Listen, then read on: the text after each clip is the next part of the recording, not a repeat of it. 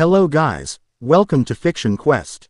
So in this video, we will see, what if Naruto was summoned to Hazbin Hotel for mating with Charlie and Vaggie? If you enjoy these kinds of stories, don't forget to show us some love by hitting the like button and subscribing to the channel. Your support means the world to us. Now, let's start the story. Chapter 1. An Unholy Summons. The moon over Konohagakure was a perfect, polished pearl. It hung in a sea of indigo, its gentle light bathing the village in shades of silver and soft shadow.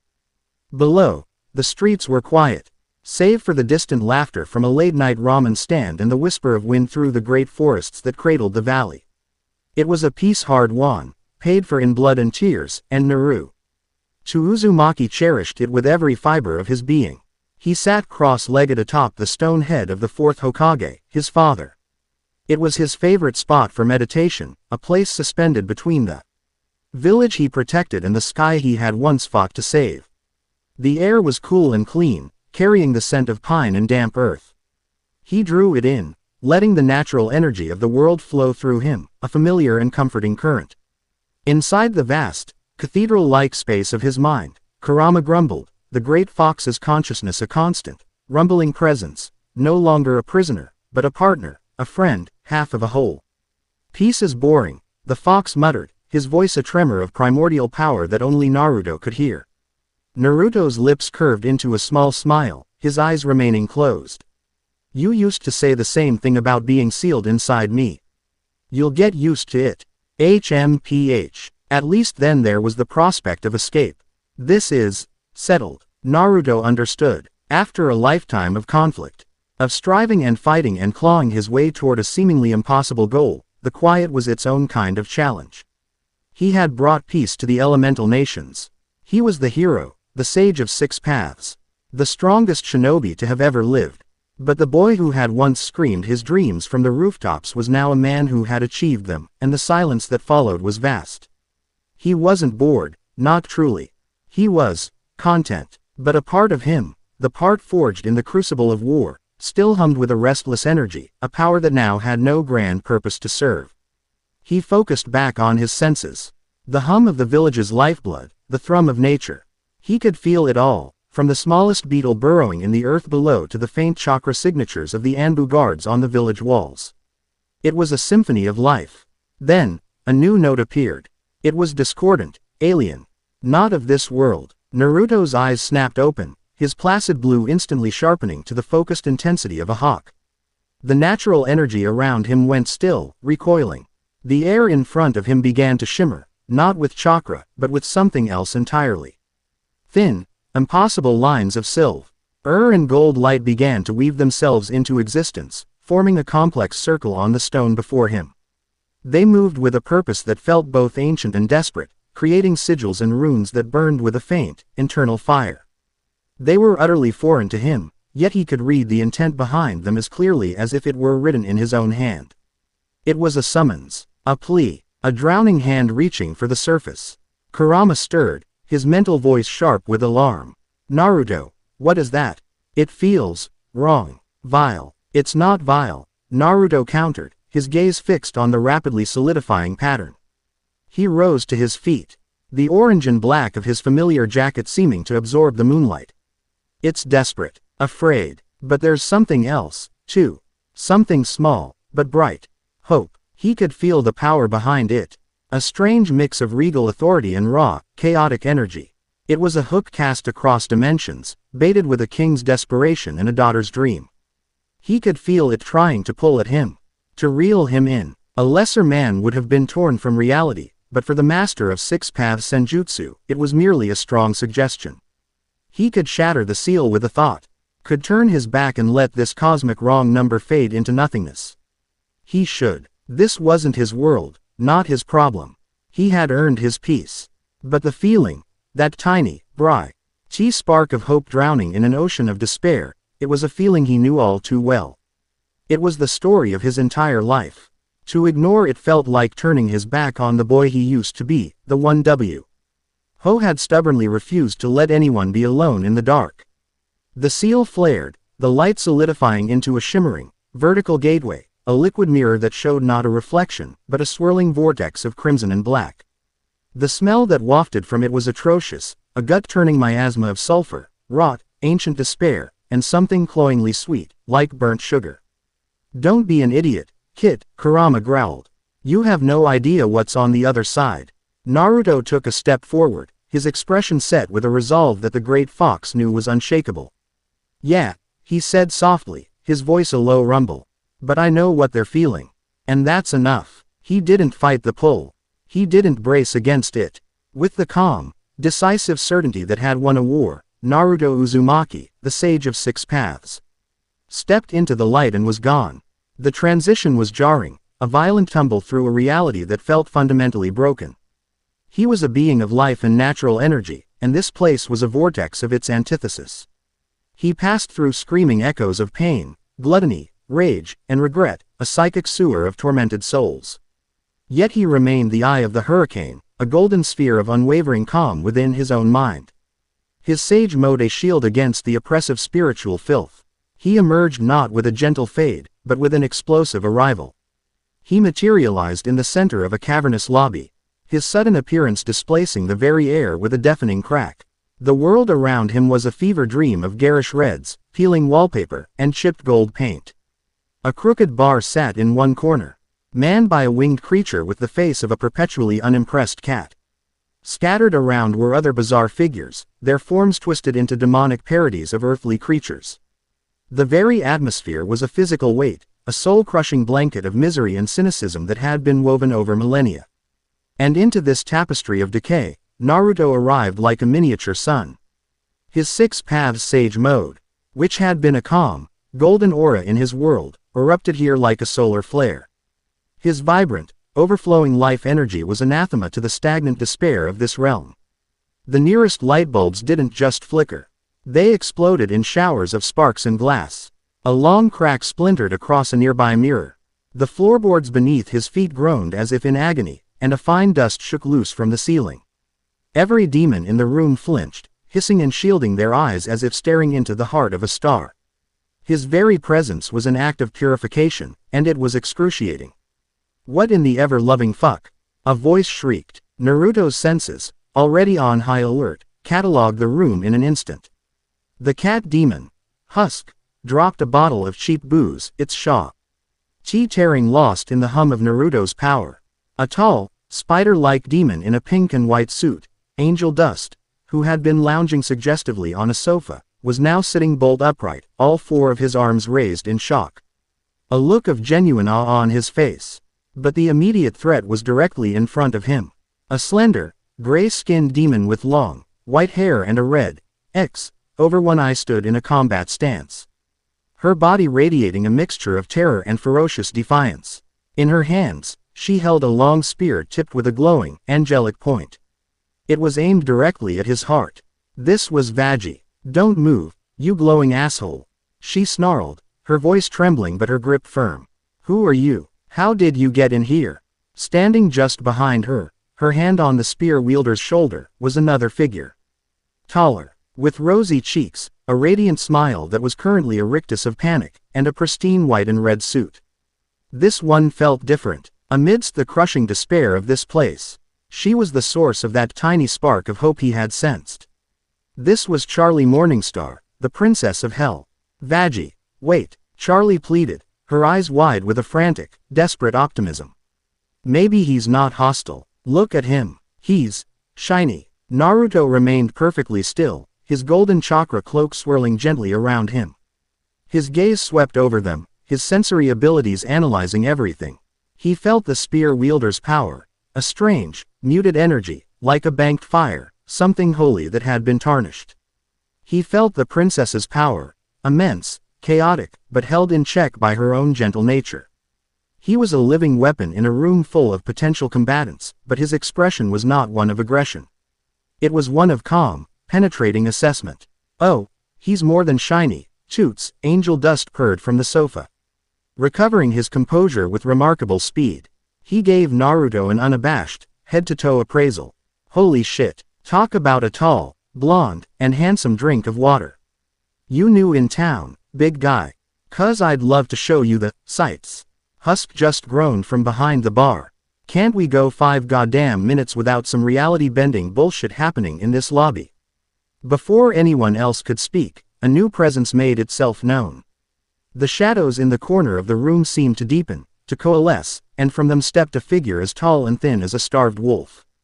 He was dressed in a sharp, pinstriped red suit. A deer-stalker's smile stretched unnaturally wide across his face, revealing a set of sharp, yellow teeth.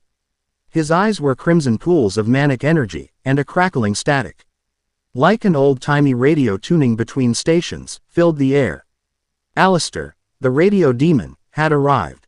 His smile didn't waver, but his head tilted with a predatory curiosity that sent a chill through the already cold room. His gaze wasn't on Naruto's face, but on the air around him, at the golden energy that was making his own shadowy form seem to fray at the edges. Well now, Alistair's voice crackled, laced with the artificial cheer of a 1930s broadcast. This is an unexpected delight. Such a vibrant and disruptive energy signature. I don't believe we've been properly introduced. Vaggie's knuckles were white on her spear. Stay back, Alistair. This is something else. Naruto ignored the spider demon's proposition and the radio demon's probing. His focus remained on the two in front of him. He needed to de-escalate, to establish control without initiating violence. He looked at Vaggie, at the angelic weapon she held. It was potent, but slow. He moved. It wasn't a burst of speed, not a flash step. To the others, it was as if he had simply ceased to be in one spot and begun to be in another.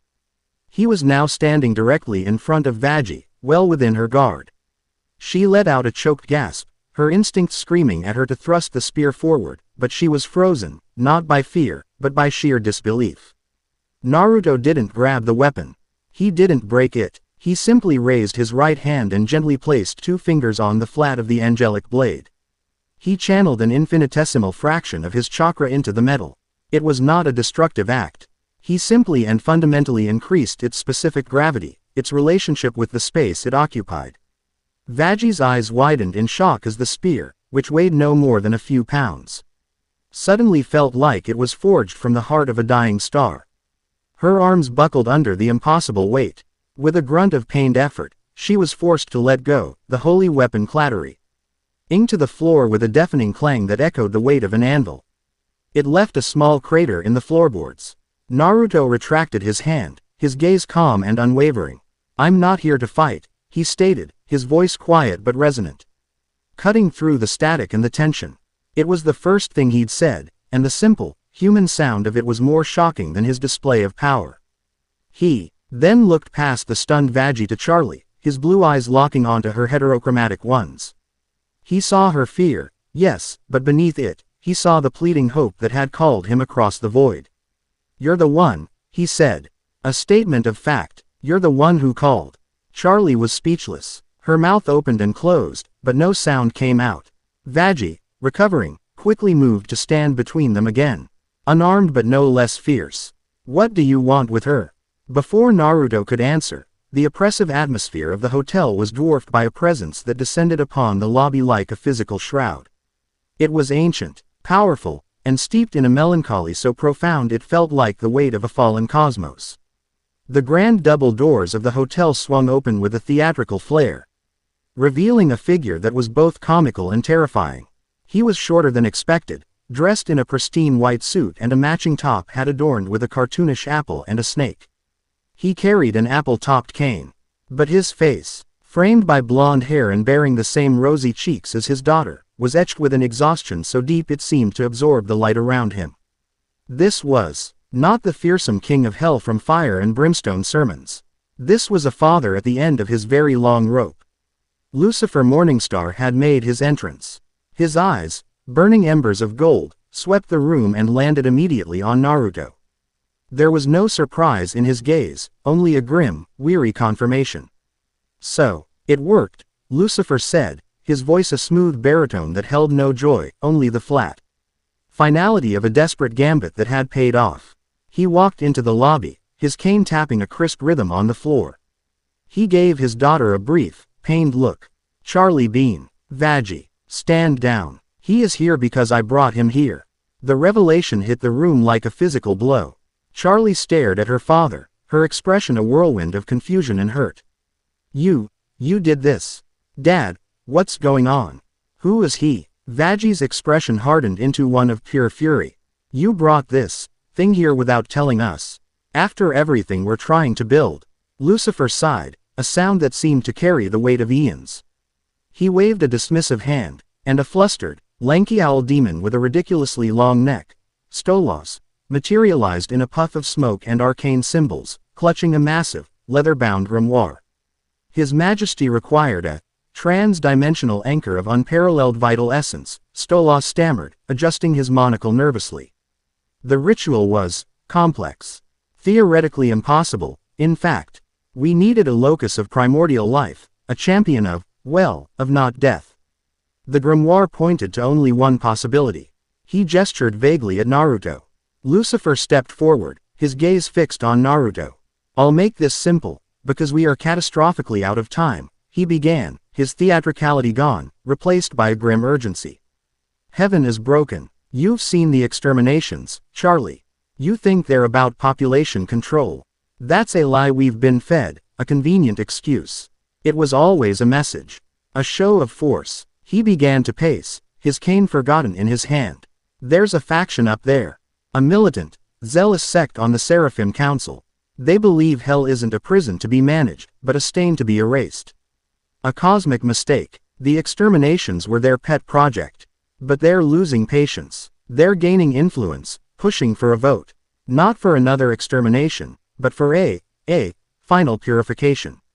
Total annihilation. Wiping the slate, and every soul in it, from existence. The air grew heavy. Even Alistair's smile seemed to lose some of its wattage. This was beyond the games of overlords. This was an existential threat. There are old laws, Lucifer continued, his eyes glowing with a faint, dangerous light. Cosmic pacts that even they must abide by. Hell cannot be erased if it proves its own sovereignty, its own intrinsic worth and power. For centuries, my power was enough of a deterrent. But their power has grown, consolidated. Mine has stagnated. He said the word with a self-loathing that was startling to behold. Ancient prophecies, texts so old they make the book of Genesis look like a children's pop-up, spoke of a failsafe. A union, an alliance of power forged between the royal blood of hell, the heart of this realm. He glanced at a horrified Charlie. And a champion from beyond, a being of pure, untainted life force. Someone whose very nature could anchor this realm and create a protective ward powerful enough to repel even the Seraphim's holy fire. Quote, he stopped directly in front of Naruto. The ritual sought the greatest font of life energy in any known dimension. It found you. The pieces clicked into place with sickening clarity. The union. The alliance. Charlie's face went from pale to ghostly white. Vaggie looked as if she were about to be physically sick, her protective fury now mingled with absolute disgust. You can't mean, Charlie stammered, her voice barely a whisper. Lucifer's expression was grim. It's not a request for a date, sweetheart. It's a political and magical imperative. A sacred union. A binding of essences to generate the power needed to save us all. With you, Charlie, and with your guardian. He nodded towards Vaggie, whose one good eye widened in sheer, unadulterated shock and revulsion. The prophecy speaks of a union of three: royalty, a fallen protector, and a champion of life. To protect hell, he must form a bond with you both. The room was utterly silent. The crassness of angel dust, the apathy of Husk, the amusement of Alistair, all of it was gone, replaced by a stunned gravity. You want to pimp out your own daughter and her girlfriend to this stranger. Vaggie finally exploded, her voice shaking with rage. To save your own skin. To save all of our skins, you ungrateful wretch. Lucifer roared, his form flickering for a moment into something vast and terrible. With blazing eyes and shadowy wings, before he forced himself back into his smaller, more palatable shape. He was breathing heavily, his composure shattered. Do you think I want this? I am putting the fate of our entire world into the hands of a complete unknown because it is the only move I have left. All eyes turned to Naruto. He hadn't moved. He hadn't spoken. His golden aura had subsided into a gentle, warm glow. He was processing. The weight of another world, another war, was being laid at his feet. He had come here following a flicker of hope, and found D himself at the center of a cosmic apocalypse. He looked at Charlie, who looked like her entire world had just been stolen from her. He looked at Vaggie, who was glaring at him with a hatred born of protective fear. He looked at the desperate, broken king who had gambled everything to bring him here. He was about to speak, to give an answer, to perhaps tell them all that they had the wrong man, that his days of saving worlds were over. But he never got the chance. A sound pierced the night, a sound that made every demon in the room freeze with Pavlovian terror. It started as a low drone and rose to a deafening, city-wide shriek. The extermination sirens, Husk swore, diving behind the bar. Angel Dust's flippant demeanor vanished, replaced by raw panic as he scrambled to his feet. But that's impossible. Charlie whispered, her face ashen. It's not for another month. Lucifer's head snapped towards the ceiling, his eyes wide with a dawning, ultimate horror. Alistair's ever-present smile, for the first time since Naruto's arrival, finally faltered. A flicker of genuine concern crossed his face. They know, Lucifer breathed, the words dripping with dread. The summons, a blast of pure life energy into the heart of my kingdom, they felt it. They know you're here. As if on cue, the sirens were joined by a new sound, one that resonated not in the ears, but in the bones. It was the triumphant, terrible call of angelic war horns, echoing from the heavens. Naruto moved to the nearest window, his expression now grim. He pushed aside the tattered curtains and looked up. The sky of hell, a perpetual, swirling canvas of crimson clouds, was being torn asunder. A gash of brilliant, terrible gold was ripping through the gloom, a portal bleeding holy light into the damned world below. This wasn't a standard culling. This wasn't a message. This was a response. This was punishment. The first figures began to descend from the golden tear, angels clad in black and white, their faces locked in grinning, impassive masks, their spears held ready. The exterminators had come, and they were heading straight for the hotel. Chapter 1 End. Chapter 2. The Sage and the Slaughter. The shriek of the sirens was a physical thing. A blade of sound that scraped against the soul. The angelic horns that followed were worse. They were a promise of righteous, gleeful violence that every sinner in hell knew to their very core. Panic was the city's lifeblood, but this was a fresh and potent vintage. Inside the Hazbin hotel lobby, the effect was instantaneous and absolute. "Oh, you have got to be fucking kidding me," Angel Dust shrieked, his lanky form scrambling off the sofa. The flippant, sultry persona evaporated, replaced by the raw terror of a cornered animal. He fumbled inside his coat, producing a ridiculously oversized, ornate Tommy gun. Husk was already a blur of motion, the lazy apathy wiped clean from his feline face. He vaulted over the bar, his wings flaring instinctively. Glass bottles were swept into a crate, not for drinking, but for throwing. His claws, long and sharp as daggers, unsheathed with an audible snick. Charlie stood frozen, her face a mask of horrified disbelief. No, not now. They can't. We haven't even. He just got here. Her voice was a fragile whisper, her dream of a sanctuary about to be turned into a charnel house before it had even truly begun. Lucifer's face had gone from weary to ashen. The king of hell, the morning star, the light bringer, looked utterly defeated. They didn't wait for a vote, he breathed, his gaze fixed on the CE. Illing as if he could see through it to the heavens above. They used your arrival as a casus belli. A pretext. Zerachiel, that bastard, he's forced my hand and then played his own. Alistair remained unnervingly still, his grin fixed, but his eyes, those crimson portals of manic energy, were narrowed. The ambient static around him intensified, crackling with a displeasure that felt like the air before a lightning strike. The smile was still there, but the mirth was gone, replaced by the cold calculation of a predator whose favorite hunting ground was about to be burned to the ground by a rival pack. Only Vaggie reacted with anything resembling combat readiness. She scooped her impossibly heavy spear from the cratered floorboards with a pained grunt, her muscles screaming in protest. She hauled it upright, her one good eye blazing with a desperate, familiar fire. She was a warrior, and the call to battle was a language she understood. But her gaze kept flicking between the golden tear in the sky and Naruto. Her mind unable to reconcile the two impossible events. Amidst the burgeoning chaos, Naruto was a pillar of absolute calm. He had seen war. He had seen entire landscapes torn apart by hatred and power. This panic, this fear, it was familiar territory. His six-path sage mode hummed, his senses expanding to encompass the entire district.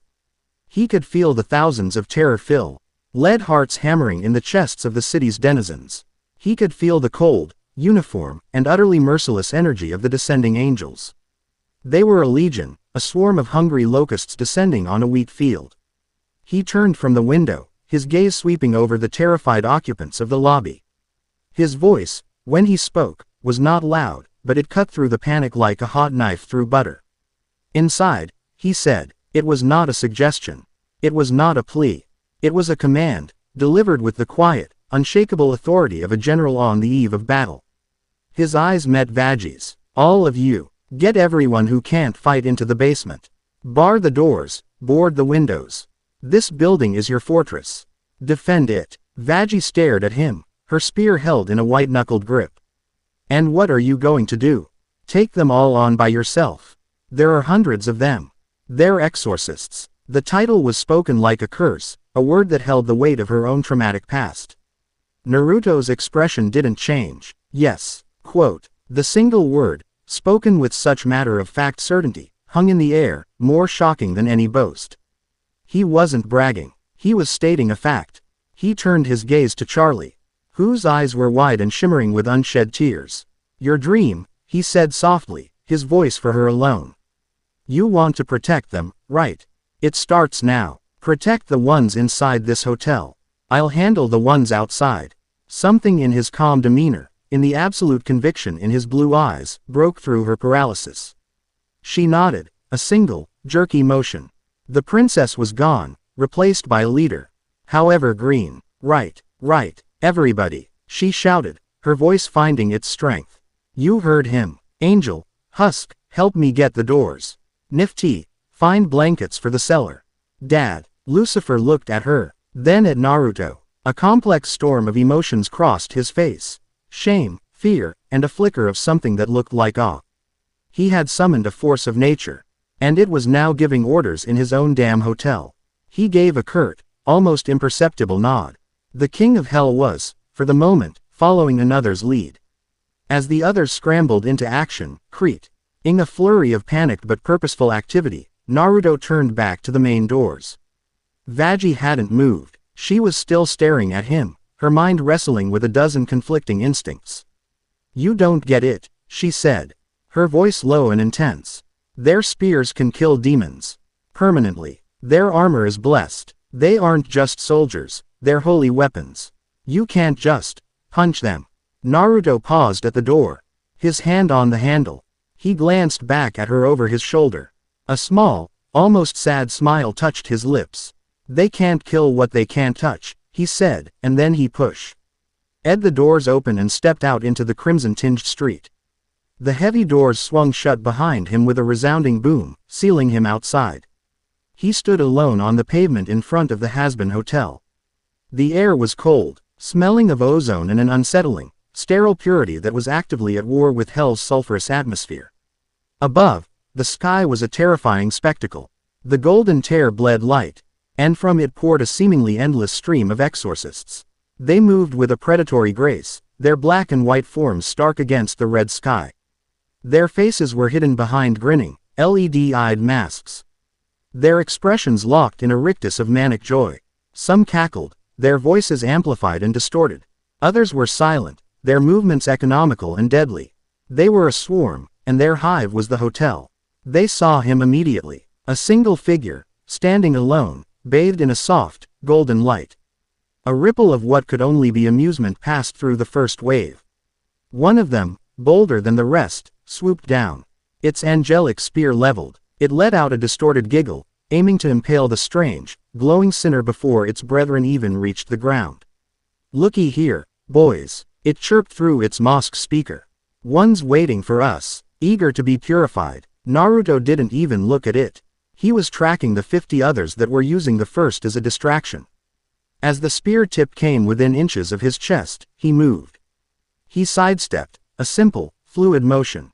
The exorcist, propelled by its own velocity, shot past him.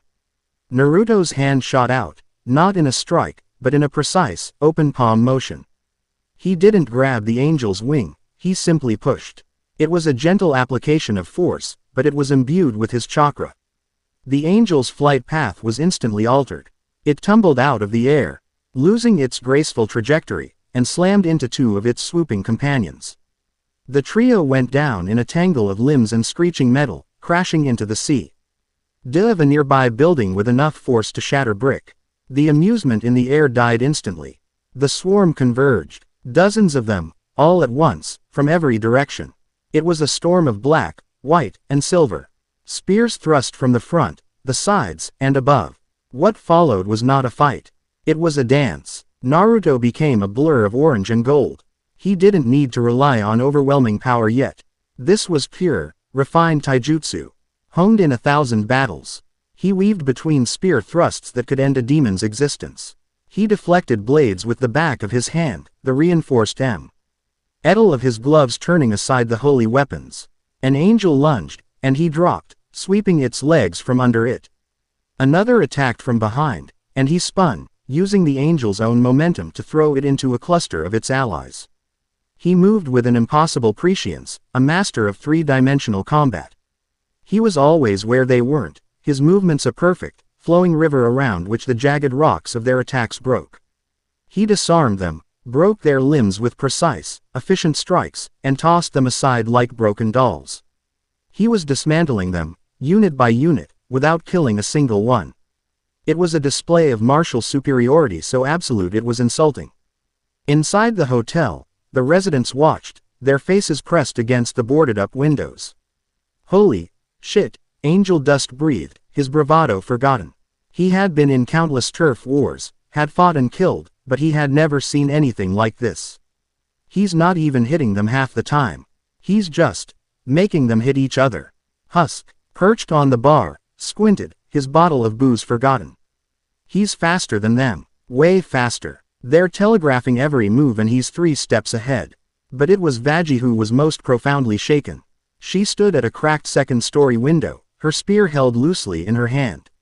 Her mind was reeling. She had been one of them. She knew their training, their speed, their ruthless efficiency. They were the elite hunters of heaven, designed for one purpose, to cull the damned. An encounter with a single exorcist was a death sentence for almost any sinner. A dozen was an apocalypse. And this man, this stranger, was treating 100 of them like clumsy academy trainees. He wasn't just fighting them, he was toying with them. She saw him sidestep a killing blow. And tap the offending angel on the helmet, sending it spinning into a wall. The sheer, casual dominance was terrifying. The power she'd felt from him in the lobby wasn't just a flare. It was the tip of a colossal iceberg. It was a level of power she hadn't known existed. A power that dwarfed the archangels she had once served in awe. Who? What are you? She whispered to the glass, her breath fogging the pain. Outside, the exorcists realized their individual efforts were futile. Their tactics shifted. They backed off, forming a wide circle around Naruto, both on the ground and in the air. Their leaders were coordinating, adapting. They raised their spears in unison, and the tips began to glow with a harsh, golden light. They were preparing to unleash coordinated volleys of holy energy, saturate the area and annihilate him from a distance. Naruto stopped, standing in the center of the street, littered with the groaning, broken forms of 24 angels. He looked up at the circling legion, at the gathering light. They learn fast, Kurama noted from within, a hint of grudging respect in his tone. Brute force isn't working, so they're switching to overwhelming firepower. Their mistake, Naruto replied mentally, a flicker of grim determination in his eyes. They're giving me a bigger target. He brought his hands together in his signature cross-shaped seal. Shadow Clone Jutsu. In a series of explosive puffs of smoke, the street was suddenly filled with 100 identical copies of Naruto Uzumaki. The effect on the exorcists was immediate. Their targeting faltered. Their coordination shattered. Which one was the real one? The clones didn't wait for an answer. They charged. Half of the clones met the grounded exorcists head-on, engaging them in a chaotic melee that devolved. The Angel's disciplined ranks into a frantic brawl. The other 50 clones, however, did something else entirely. They leapt into the air, using the sides of buildings as springboards, and began to systematically clear the streets. A cowering imp was hiding behind a dumpster. A clone appeared, grabbed it by the scruff of its neck, and unceremoniously hurled it through a window of the hotel, where it landed in a heap. Terrified but safe, a family of hellhounds were trapped in an alley. 3 clones engaged the exorcists, bearing down on them, while a 4th herded the whimpering family towards the hotel's back entrance. This wasn't just a fight for survival anymore. It was a rescue operation. Through a scrying portal of swirling red static that Alistair had manifested in the center of the lobby, Charlie watched. Her hands pressed against her mouth. She saw it all. She saw him not just defending himself, but actively protecting the very souls she despaired of ever reaching. He wasn't just a shield for the hotel. He was a shield for anyone caught in the crossfire. He was saving the damned, the lost, the terrified. He was making her impossible dream a violent, brilliant reality.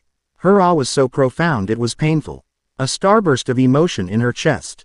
Naruto, the real Naruto, had his attention focused on the sky. The aerial exorcists, confused by the clones, had hesitated. That was all the time he needed. He raised his right hand, and a swirling sphere of pure, blue chakra roared to life in his palm. It grew rapidly, far past the size of a normal Rasengan, until it was a churning, miniature cyclone of power as large as a carriage. Massive Rasengan. He leapt, his leg strength propelling him hundreds of feet into the air. He soared into the thickest concentration of I.R.-born angels and slammed the colossal sphere of destructive rotation into them. There was no grand explosion of fire. There was only force, a deafening roar of grinding, concussive power that obliterated everything it touched. The angels caught in the blast didn't even scream. They were simply erased, their forms ripped apart on a molecular level. The shockwave that followed was immense, a physical wave of pressure that blasted dozens of other angels from the sky and shattered every window for 3 blocks. The hotel groaned under the impact, but held firm. Naruto landed lightly on his feet in the center of a newly formed crater. The golden cloak of his sage mode swirling around him, untouched. The first major wave was broken. But more were coming. A river of them still poured from the golden tier. And now, their leader had arrived. The rock and roll guitar riff hit first, a blast of sound so obnoxious and out of place that it was momentarily more shocking than the violence. Descending from the tear, not with graceful wings but on a column of pure light, was a figure brimming with an arrogant, swaggering energy. He was taller than the other angels, with golden hair, a rock star's sneer, and a ridiculously oversized angelic guitar slung over his shoulder. This was Adam, the first man, and he was pissed. "All right, who the fuck is crashing my party?" he roared, his voice amplified by some unseen celestial power. His gaze swept over the carnage, the broken bodies of his soldiers, the cratered street, and finally landed on the lone, golden figure of Naruto. You did all this. Who the hell are you? Some kinda overgrown nightlight. Do you have any idea who I am? Naruto didn't answer. His sensory abilities were screaming at him. Adam's energy was different. It was powerful, yes, but also ancient, chaotic, and deeply, profoundly arrogant. This was the one in charge. The source of the slaughter. From Naruto's back, 9 massive, spectral arms of golden chakra erupted, swaying like the tails of some divine beast. They were Kurama's power, given form. 2 of the arms slammed into the ground, anchoring him. The others rose, flexing, ready. The sight was monstrous, majestic, and utterly terrifying. Adam's sneer faltered for a fraction of a second. "Okay," he said, his bravado returning with a vengeance. "So you've got party tricks. Cute." He unslung his guitar, which reshaped itself into a massive, gleaming battle axe. "Let's see how you handle a solo from the first goddamn rockstar in history." He shot forward, a blur of gold and white light, his axe held high. The clash was titanic. Adam brought his axe down with enough force to cleave the building behind Naruto in 2. One of the chakra arms shot up to meet it, blocking the blow with a deafening krang of colliding power. The street beneath them fractured. Adam was fast, his attacks a wild, furious barrage. But Naruto, augmented by Sage Mode and Kurama's chakra, was faster. He used the chakra arms as both shields and weapons. An axe swing was blocked by one arm while another lashed out like a whip, forcing Adam to dodge. A blast of holy light from Adam's free hand was caught and crushed in a golden fist. From the hotel, Lucifer watched with a grim intensity. "He's holding his own against Adam," he muttered, a note of disbelief in his voice. "Adam is the commander of the Exorcist legions. A primordial human soul granted archangelic power. He is not to be trifled with." "Holding his own," Vaggie retorted, her voice strained. "He's making him look like a fool." She was right. Naruto wasn't just defending. He was controlling the fight. He used the chakra arms to rescue the last of his clones, who were being overwhelmed, plucking them from the fray and absorbing them back into himself, along with their gathered intelligence. He was multitasking in the middle of a battle with Heaven's chief executioner. Naruto saw an opening. As Adam overextended on a swing, he acted. He didn't attack. He brought two chakra arms together in a thunderous clap, catching Adam between them. The resulting shockwave sent the first man tumbling back, his ears ringing, his arrogant grin finally replaced with a snarl of genuine fury. "You think you're better than me?" Adam screamed, his vanity wounded. "I'm Adam. I was made by God. You're just some lemon-colored freak in a tracksuit."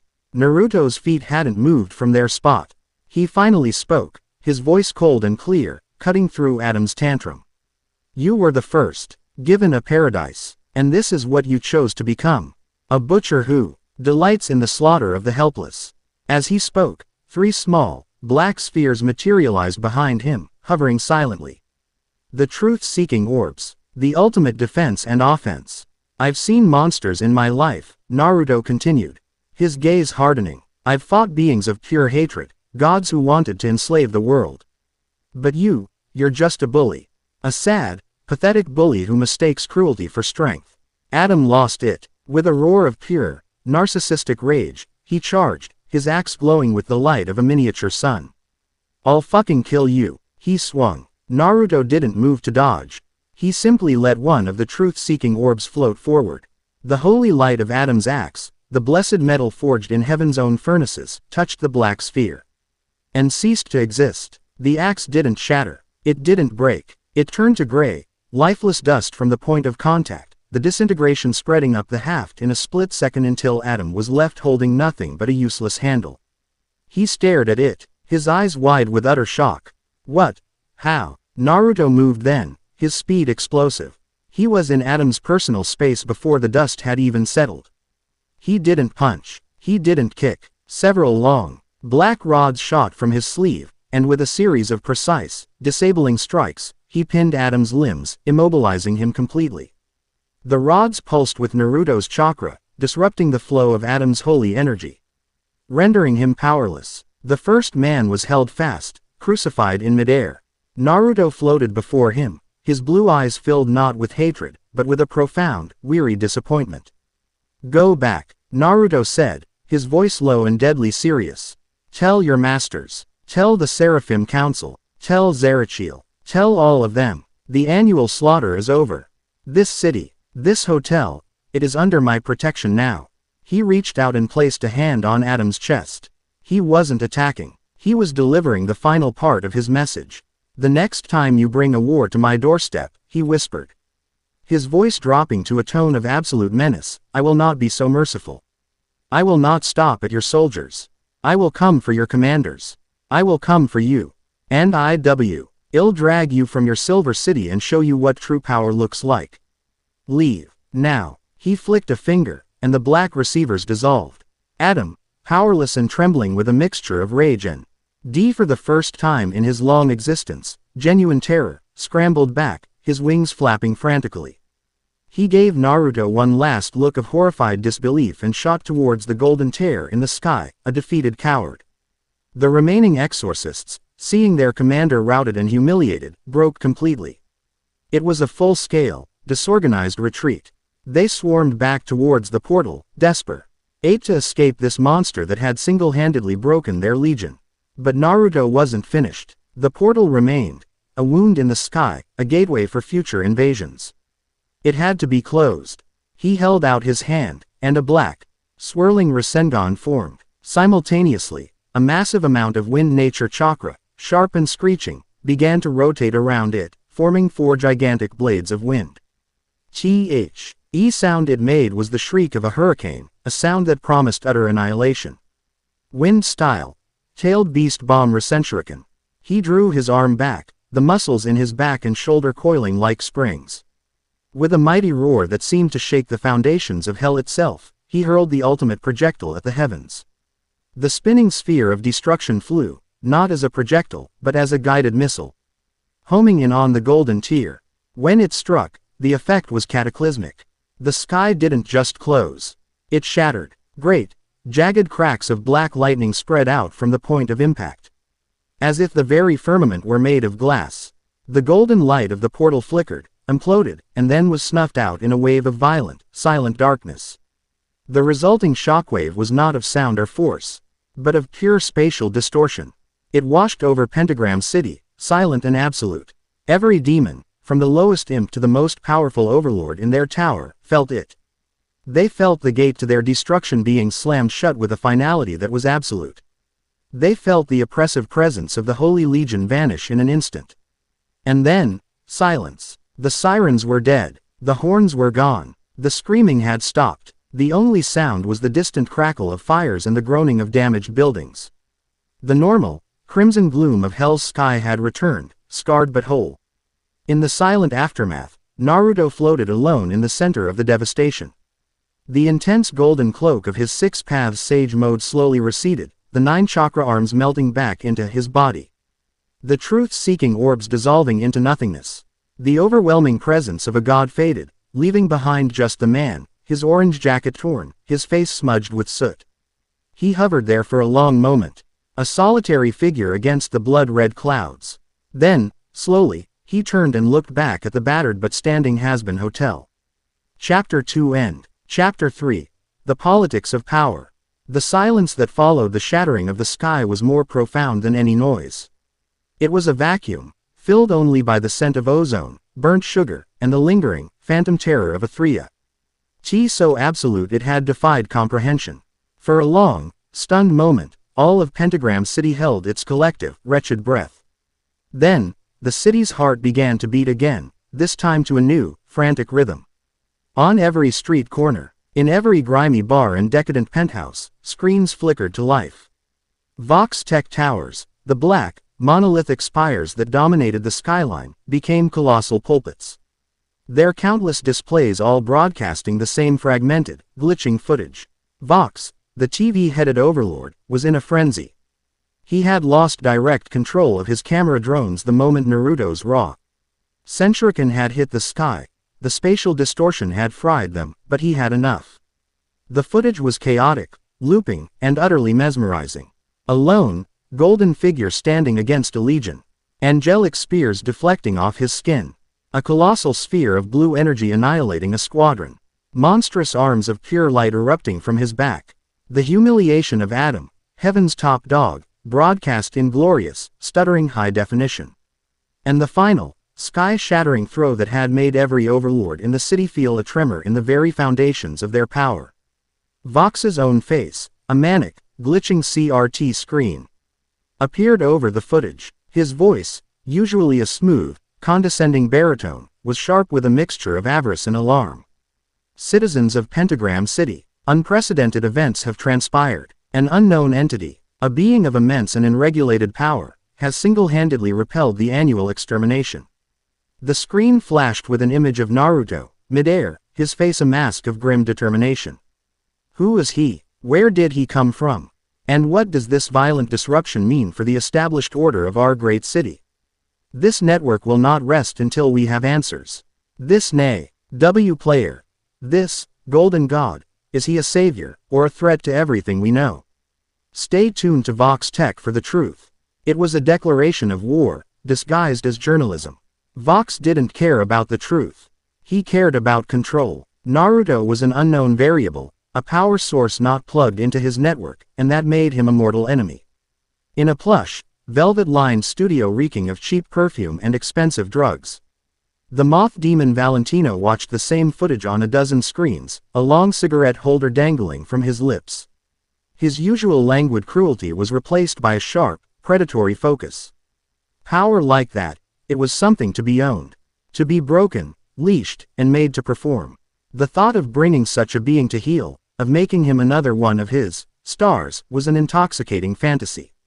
And in a hyper-modernist loft filled with cutting-edge fashion designs, Velvet, the third of the V's, scrolled through images of Naruto on her demonic equivalent of a smartphone. She wasn't looking at the power. She was looking at the brand. The aesthetic. The raw, unfiltered impact. He was new. He was dangerous. He was the ultimate trend. Her mind was already racing, designing a line of clothing inspired by him. Planning a media campaign to either deify or destroy him, whichever was more profitable. Together, the V's, the triumvirate of media, sex, and fashion that held the pride ring in a chokehold, came to a silent, unanimous decision. This golden interloper was a threat to their empire. He had to be managed, controlled, or eliminated. They declared him a public enemy, a destabilizing force, a rogue element that threatened the delicate balance of power they had spent decades building. The spin had begun. Inside the Hazbin Hotel, the atmosphere was thick with a different kind of tension. The immediate terror had subsided, replaced by a heavy, vibrating awe. The residents, the few sinners who had taken shelter, peered out of the broken windows, their expressions a mix. An array of fear and something uncomfortably close to worship. The hotel, once a joke, had become the epicenter of the most significant event in Hell's modern history. The main doors creaked open. Naruto stepped inside, the last vestiges of his golden aura fading completely. He looked tired. The shoulders of his orange jacket were torn, his face was streaked with grime, but his eyes were clear. He rolled his shoulder, wincing slightly. He wasn't invincible, and a battle of that scale had taken its toll. The lobby fell silent. Every eye was on him. Husk, Angel Dust, Nifty, Charlie, Vaggie, and even Lucifer. Angel Dust was the first to break the silence, his voice uncharacteristically soft. Jesus Christ, he breathed, looking not at Naruto, but at the carnage visible through the doors. You actually did it. You kicked God's bouncers out of the club. Husk just grunted, pouring himself a drink with a hand that was, for once, steady. He raised the glass in a silent, grudging toast towards Naruto before downing it in one go. Naruto's gaze found Charlie. She was standing by the reception desk, her hands clasped tightly together.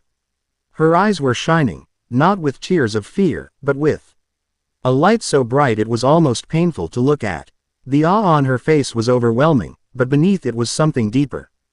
Gratitude, admiration, validation. He had not just saved her hotel, he had taken her impossible, ridiculed dream and proven that it was worth fighting for. Then his eyes moved to Vaggie. She was standing a few feet away from Charlie, her spear held loosely at her side.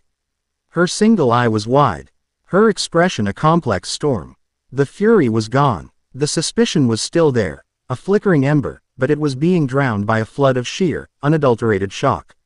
She had watched him dismantle the very legion that had cast her out, had broken her, and had left her for dead. He had done it with a power so far beyond theirs it was like comparing the sun to a candle. She looked from him to Charlie, and a new, sharp emotion pierced through her shock, protective fear, but of a different kind. A being this powerful, now tied inextricably to Charlie's fate, what did that mean for her?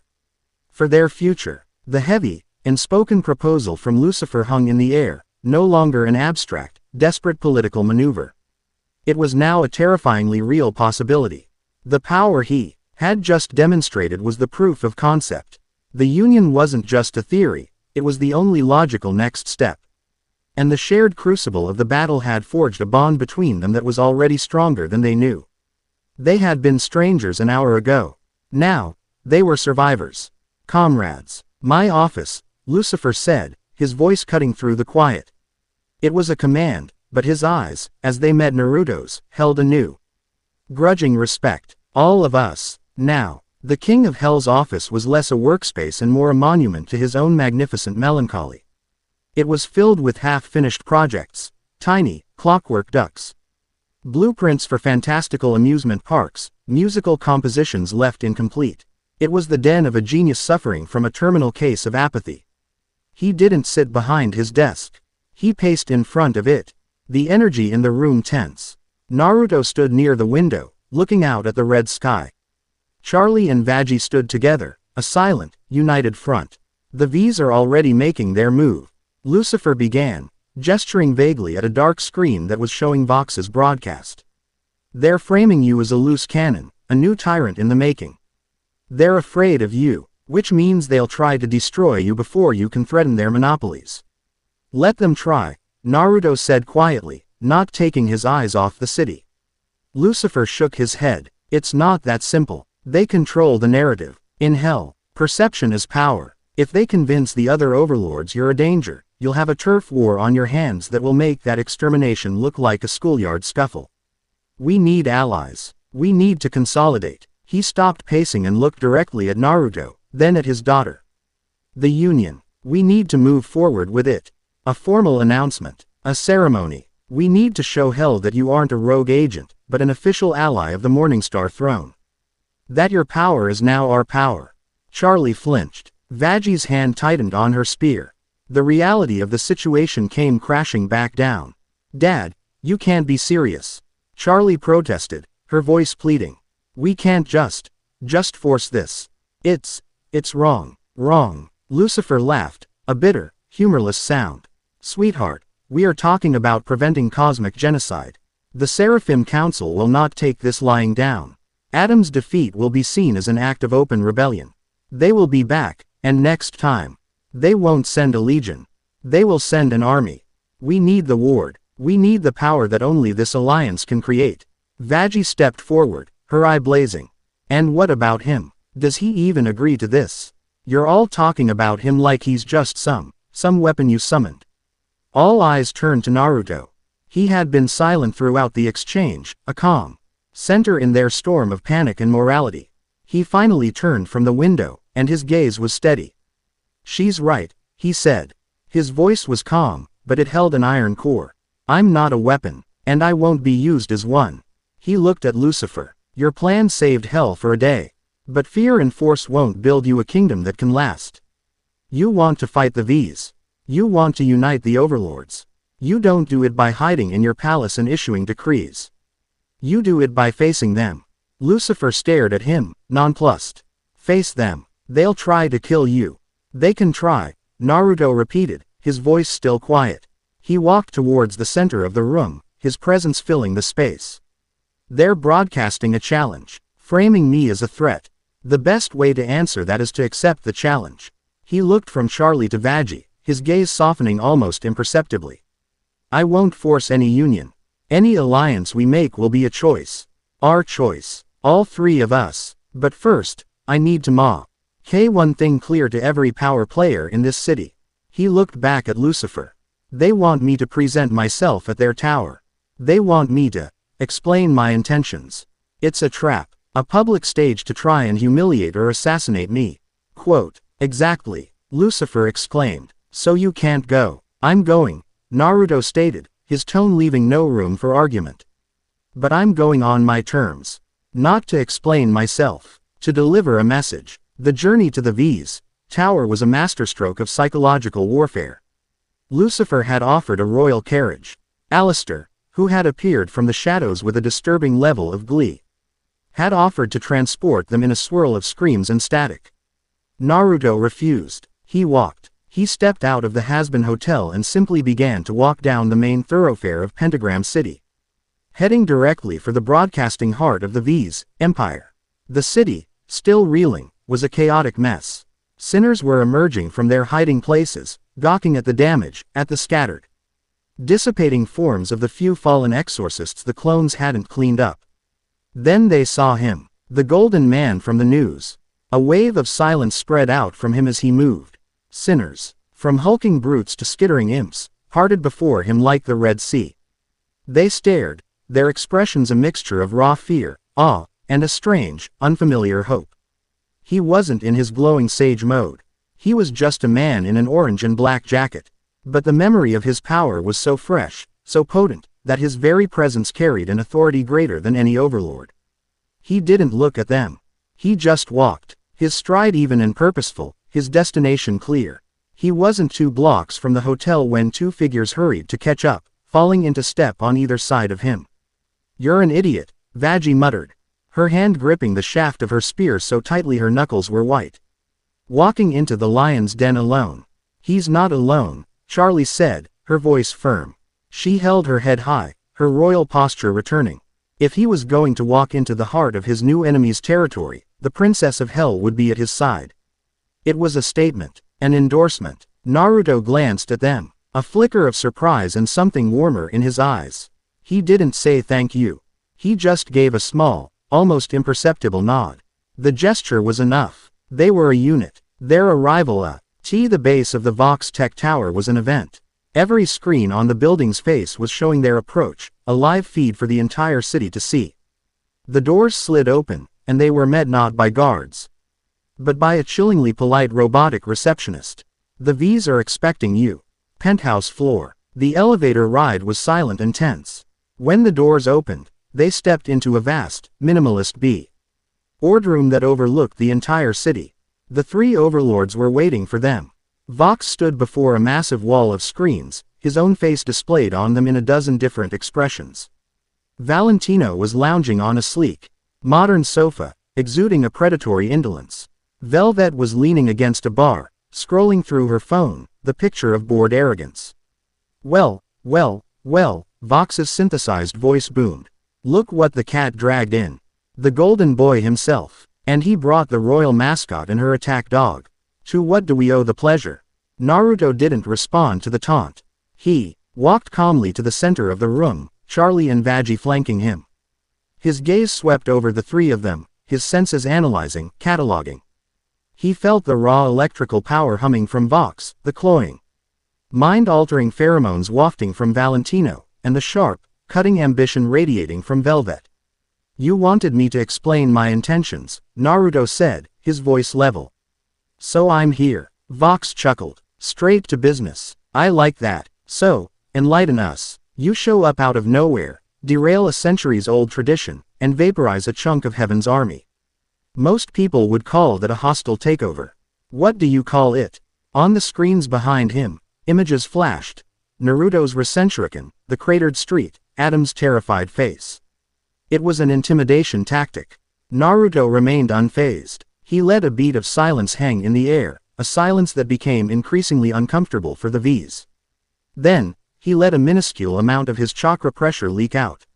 It wasn't an attack, it was a change in the atmosphere. The air suddenly grew heavy, thick, like the moments before a thunderstorm. The sleek, modern lights in the room flickered. The screens behind Vox fizzled with static. Velvet looked up from her phone, her bored expression vanishing. Valentino sat up a little straighter, his languid pose stiffening. I call it a warning, Naruto said, his voice still quiet, "Bu." Now it carried the weight of the pressure in the room. He turned his gaze to Vox. Information is only power if it's true, TV man. You broadcast lies and fear to control people. But I am a story you can't spin. I am a truth you can't edit. Keep my name out of your broadcasts. The static on Vox's screen face intensified. Is that a threat? It's a fact, Naruto replied, before turning his attention to the moth demon. He took a step closer, completely ignoring the dangerous aura Valentino was trying to project. He was so close that Valentino could feel the clean, vital energy coming off him. A stark contrast to his own corrupting pheromones. And you, Naruto's eyes were cold. You prey on the weak. You think fear and addiction make you strong. You think you can break people and own them. He leaned in, his voice dropping to a low whisper that only Valentino could hear. True control comes from respect. And I have no respect for pimps. Stay away from the hotel. Stay away from its people. Or I will personally tear your wings off. Valentino recoiled as if he'd been burned, a flash of genuine fear in his eyes before it was masked by outrage. Finally, Naruto turned to Velvet, who was now watching with wide, calculating eyes. And you, he said, his tone shifting slightly. You think everything is a trend. Something to be bought, sold, and discarded. You want to build a brand off what I did.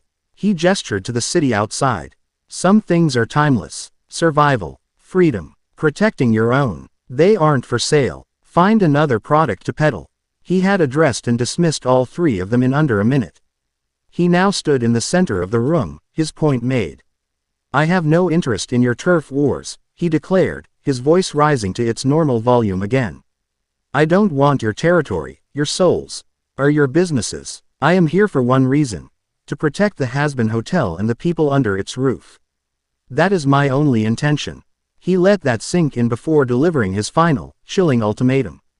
But if you threaten them, if you interfere with Charlie's work, or if you ever point your cameras, your contracts, or your influence in my direction again, I will dismantle your entire empire.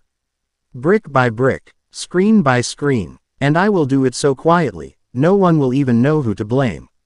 Am I understood? The room was thick with unspoken violence. Vox's screen was a mask of glitching fury. Valentino was on his feet, his fists clenched. Velvet's mind was racing, recalculating every angle. They had expected a brute, a simple-minded weapon they could outmaneuver politically. They had not expected a king. Before any of them could formulate a response, Naruto turned and walked towards the elevator, Charlie and Vaggie falling into step behind him. They didn't run. They simply left, their backs turned, an act of supreme confidence. As the elevator doors slid shut, sealing them in, Charlie finally let out a breath she didn't realize she'd been holding. "Oh my God," she whispered, her voice trembling. You threatened the three most powerful overlords in the Pride Ring." In their own headquarters, Vaggie was leaning against the wall of the elevator, her spear held loosely. She was looking at Naruto with a new, complex expression. The suspicion was still there, but it was now laced with a grudging, undeniable respect. He hadn't just used brute force. He had used their own weapons, fear, intimidation, and reputation, against them. And he had won. Naruto just looked ahead, his face calm. They needed to understand the new rules. Elevator doors opened back into the lobby of the tower. Standing there, leaning casually against a pillar as if he'd been waiting for them all along, was Alistair. His smile was wider and more genuine than they had ever seen it. It was a terrifying sight. My. His voice crackled, dripping with sincere and giddy amusement. Quite the performance. A truly riveting broadcast. It seems the board of directors has a new, uninvited chairman. He tipped his head, his crimson eyes gleaming. This is going to be wonderfully entertaining. He fell into step beside them as they walked out of the building. You've certainly shaken things up, my friend. Upset the whole apple cart. It's delicious. But then, his tone shifted, the static around him changing pitch, becoming lower, colder. But why? Our little sky-shattering stunt, it had some unintended side effects. Naruto stopped, turning to face the radio demon. What do you mean? Alistair's smile tightened, the manic glee replaced by something else. A flicker of genuine, ancient unease. There are frequencies, my dear fellow. Radio waves, etheric vibrations, the screams of the damned, I am attuned to them all. It is my medium. He tapped a finger against his temple.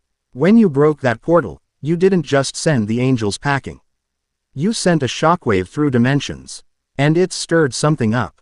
A new signal on the airwaves. He leaned in, his voice dropping to a conspiratorial crackle. It's a frequency I have never, ever heard before. It's not demonic. It's not angelic, not in the way Adam's choir boys are. It's clean, perfect, cold, a signal of absolute, unnerving order. And it's listening. Charlie and Vaggie just looked confused. But Naruto went still, cold, perfect, order. The words resonated with the warning from Adam, with Lucifer's fears. Zerachiel. The V's were a political problem. A turf war. A battle for the soul of the city. But the static Alistair had picked up, that was something else entirely. That was the whisper of the coming war. Chapter 3 End. Chapter 4. The Seraph's Gambit.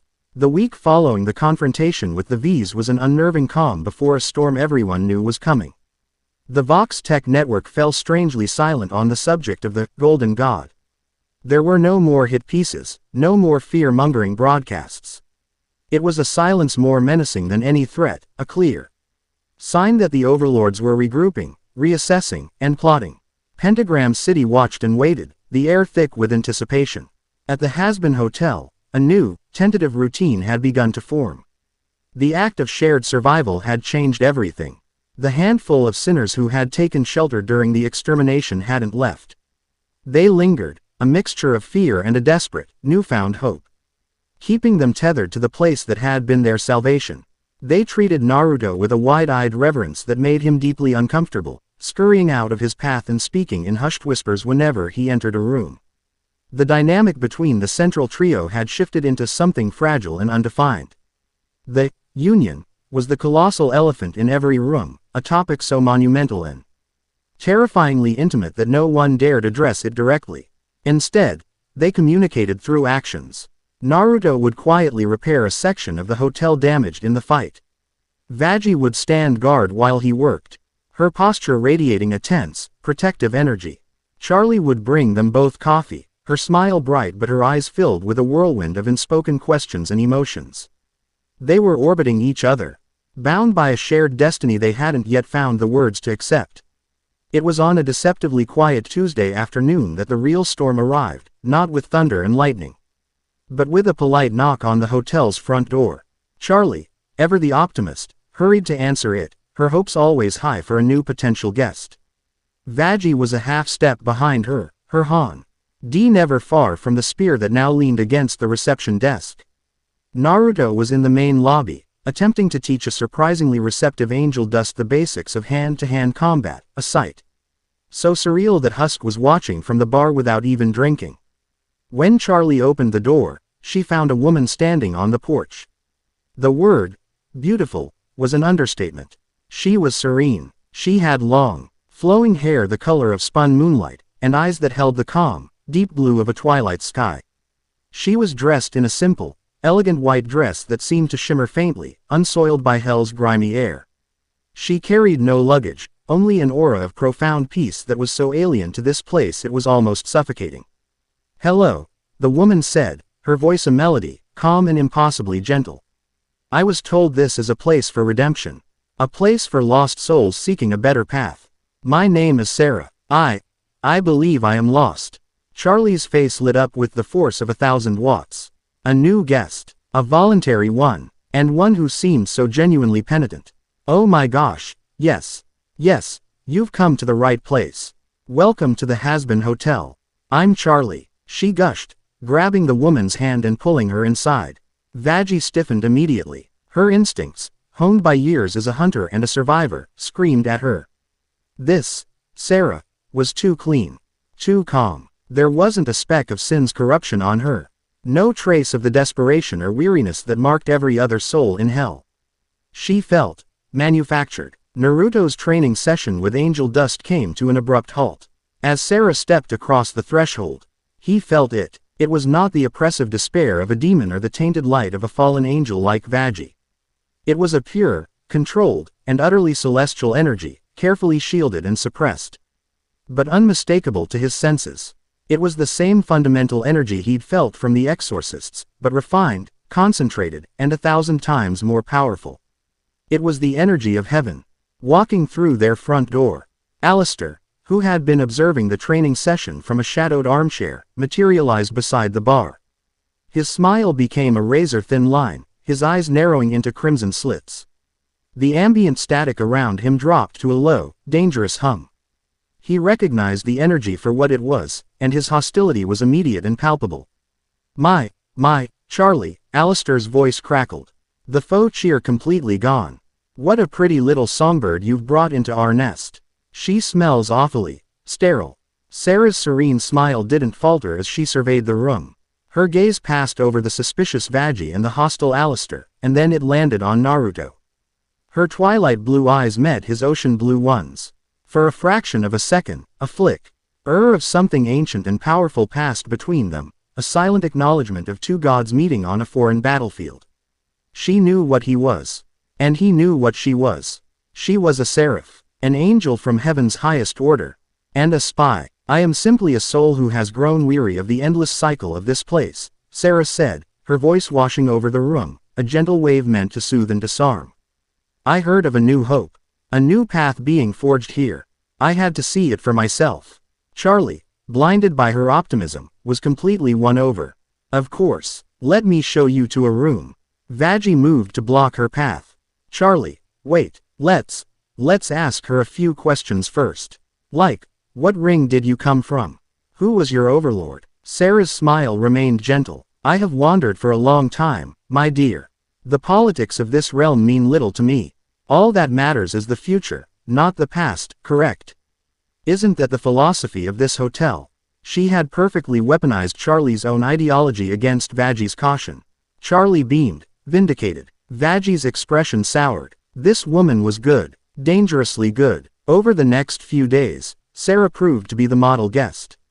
She was polite, kind, and endlessly encouraging of Charlie's efforts.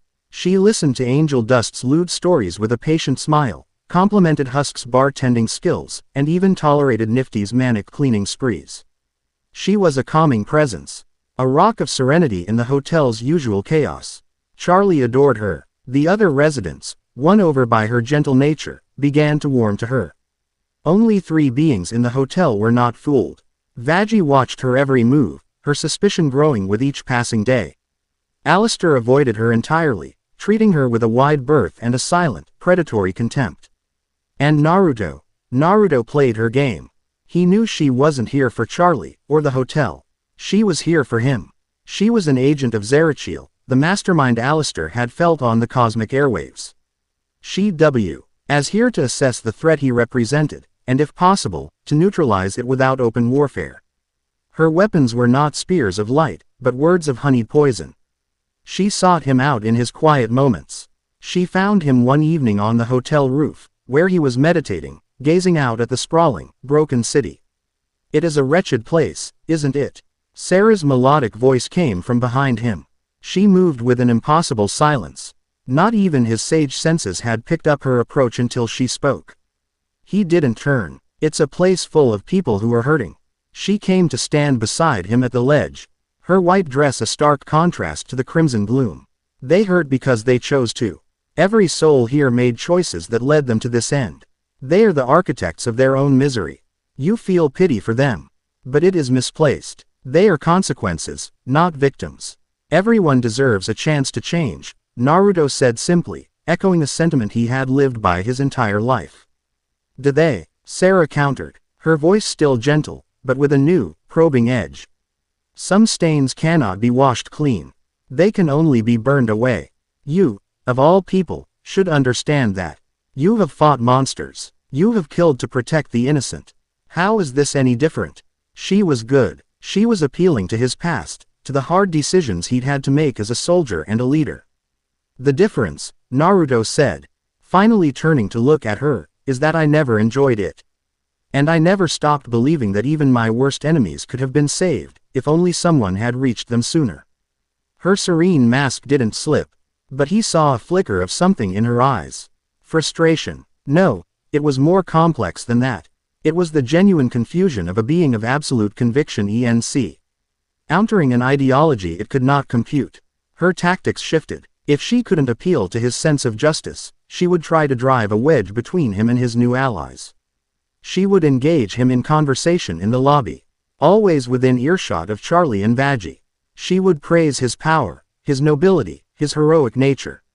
"A soul as bright as yours," she'd say, her voice carrying through the room. "It is a tragedy to see it bound to such a dark and fallen place." One afternoon, she approached him while he was patching a wall, Vaggie watching from a nearby doorway. "I have seen your memories," she said softly. It wasn't a guess. He felt a subtle, celestial probe touch his mind, a probe he could have shattered but chose to allow, curious as to her methods. "I saw the world you saved. The peace you created. You are a builder, a savior. Why would you chain yourself to a princess of the damned, and her broken, cast-out guard? They are part of the filth you have spent your life fighting against." Before Naruto could respond, Vaggie snapped. "He's chained to us because we're the only ones in this godforsaken shithole who haven't tried to kill him, use him, or screw him." She snarled, stepping forward, her spear materializing in her hand. "You talk about filth, but you reek of hypocrisy. Where was your perfect heaven when I was cast out for showing a moment of mercy? Where was your serenity then? You're all the same. You preach purity from your golden towers while you send legions down here to butcher anyone who doesn't fit your perfect mold." It was the most Vaggie had spoken about her past. The words were raw, torn from a deep, unhealed wound. Her outburst was exactly what Sarah wanted. She turned to Naruto, her expression one of profound pity. "You see, The rage is ingrained. The darkness is inherent. You cannot save what does not wish to be saved. You are anchoring yourself to a sinking ship. This was her gambit. To isolate him. To make him see Charlie's hope is naive, Vaggie's loyalty is tainted. And hell itself is a lost cause. The moral dilemma was potent. Naruto looked at the evidence around him. The sin, the cynicism, the violence. He saw the truth in some of Sarah's words. Hell was a brutal, often unrepentant place. He was being forced to confront the black and white morality that had guided him for so long. Was this a battle he could even win? Was it a battle worth fighting? The final confrontation came in the hotel's strange, overgrown garden.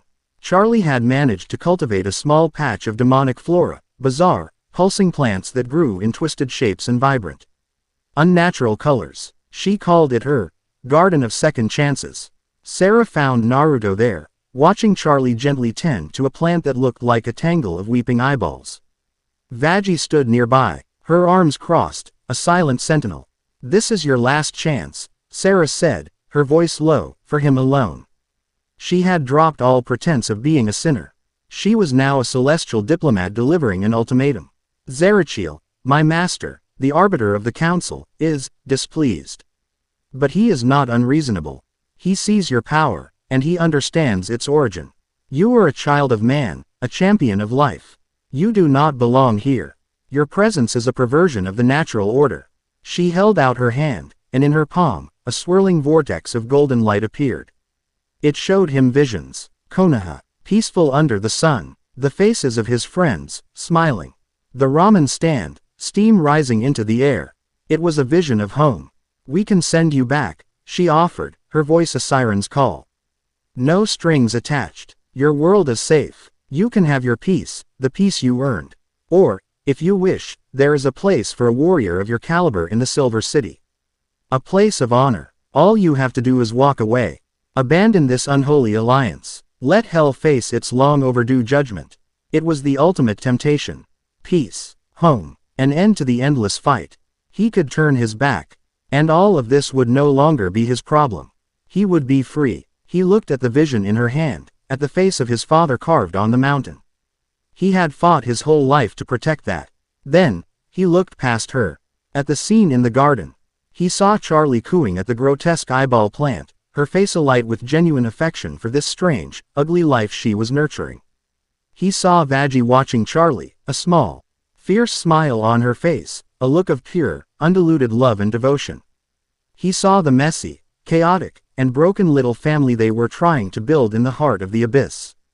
He thought of his own lonely childhood. He thought of the bonds he had forged, the found family he had created with Team 7, with his teachers, with the village that had once scorned him. He had fought for his home, yes. But his home wasn't a place. It was people. He turned back to Sarah, and the choice was made. The weariness was gone from his eyes, replaced by a familiar, unwavering clarity. "I've learned something since I've been here," he said, his voice quiet but firm. "You talk about order and paradise. But your paradise is sterile. It's a garden with no weeds, where every thing is perfect and nothing is allowed to grow in its own strange way." He nodded towards Charlie and Vaggie. "This place, it's a mess. It's chaotic and broken and full of pain. But it's alive. And they learned that peace isn't the absence of a fight." He looked Sarah directly in the eye, his own blue orbs holding the depth of an ocean. "Peace is having something worth protecting. And I've found that here." He took a half step back, positioning himself slightly in front of where Charlie and Vaggie stood. A simple, silent declaration of allegiance. "So, thank you for the offer," he said, his voice ringing with finality. "But I choose them. I choose this." For the first time, Sarah's serene facade didn't just crack. It shattered. The gentle twilight of her eyes hardened into the cold, unforgiving blue of a glacier. The melodic voice dropped into a resonant, commanding tone that vibrated with cosmic authority. The air around her grew cold, and the simple white dress seemed to burn with an inner light. "You have been warned, son of man," she declared, and her form began to glow, light pouring from her as 6 majestic, feathered wings of pure white energy unfurled behind her, casting long, stark shadows across the garden. The sheer pressure of her unveiled power made the air tremble. "You were offered a place among the divine, and you have chosen to side with the stain. You have made your choice. And so, the Arbiter has made his. Her voice was no longer her own. It was a chorus of voices, ancient and powerful, speaking as one. The Seraphim Council has voted. The final purification has been sanctioned. The Arbiter, Zerachiel the Unifier, will descend to cleanse this cosmic error. He will unmake this realm, its people, and its foolish, defiant champions. With a final, pitying look at Naruto, she vanished. Not in a puff of smoke, but in a blinding flash of white light that bleached all color from the world for a moment. When vision returned, she was gone, leaving behind only the smell of ozone and the terrifying, absolute certainty of the war that was no longer coming, but had now been formally declared. Naruto stood his ground, the afterimage of her light burned into his vision. He had faced down her temptations. He had made his stand. He had chosen his side. And in doing so, he had just signed Hell's death warrant. Chapter 4 End. Chapter 5. The Heart of Hell. The garden was unnervingly silent after Sarah's departure. The echo of her final, damning proclamation seemed to hang in the air, a poison that stole the breath and chilled the soul.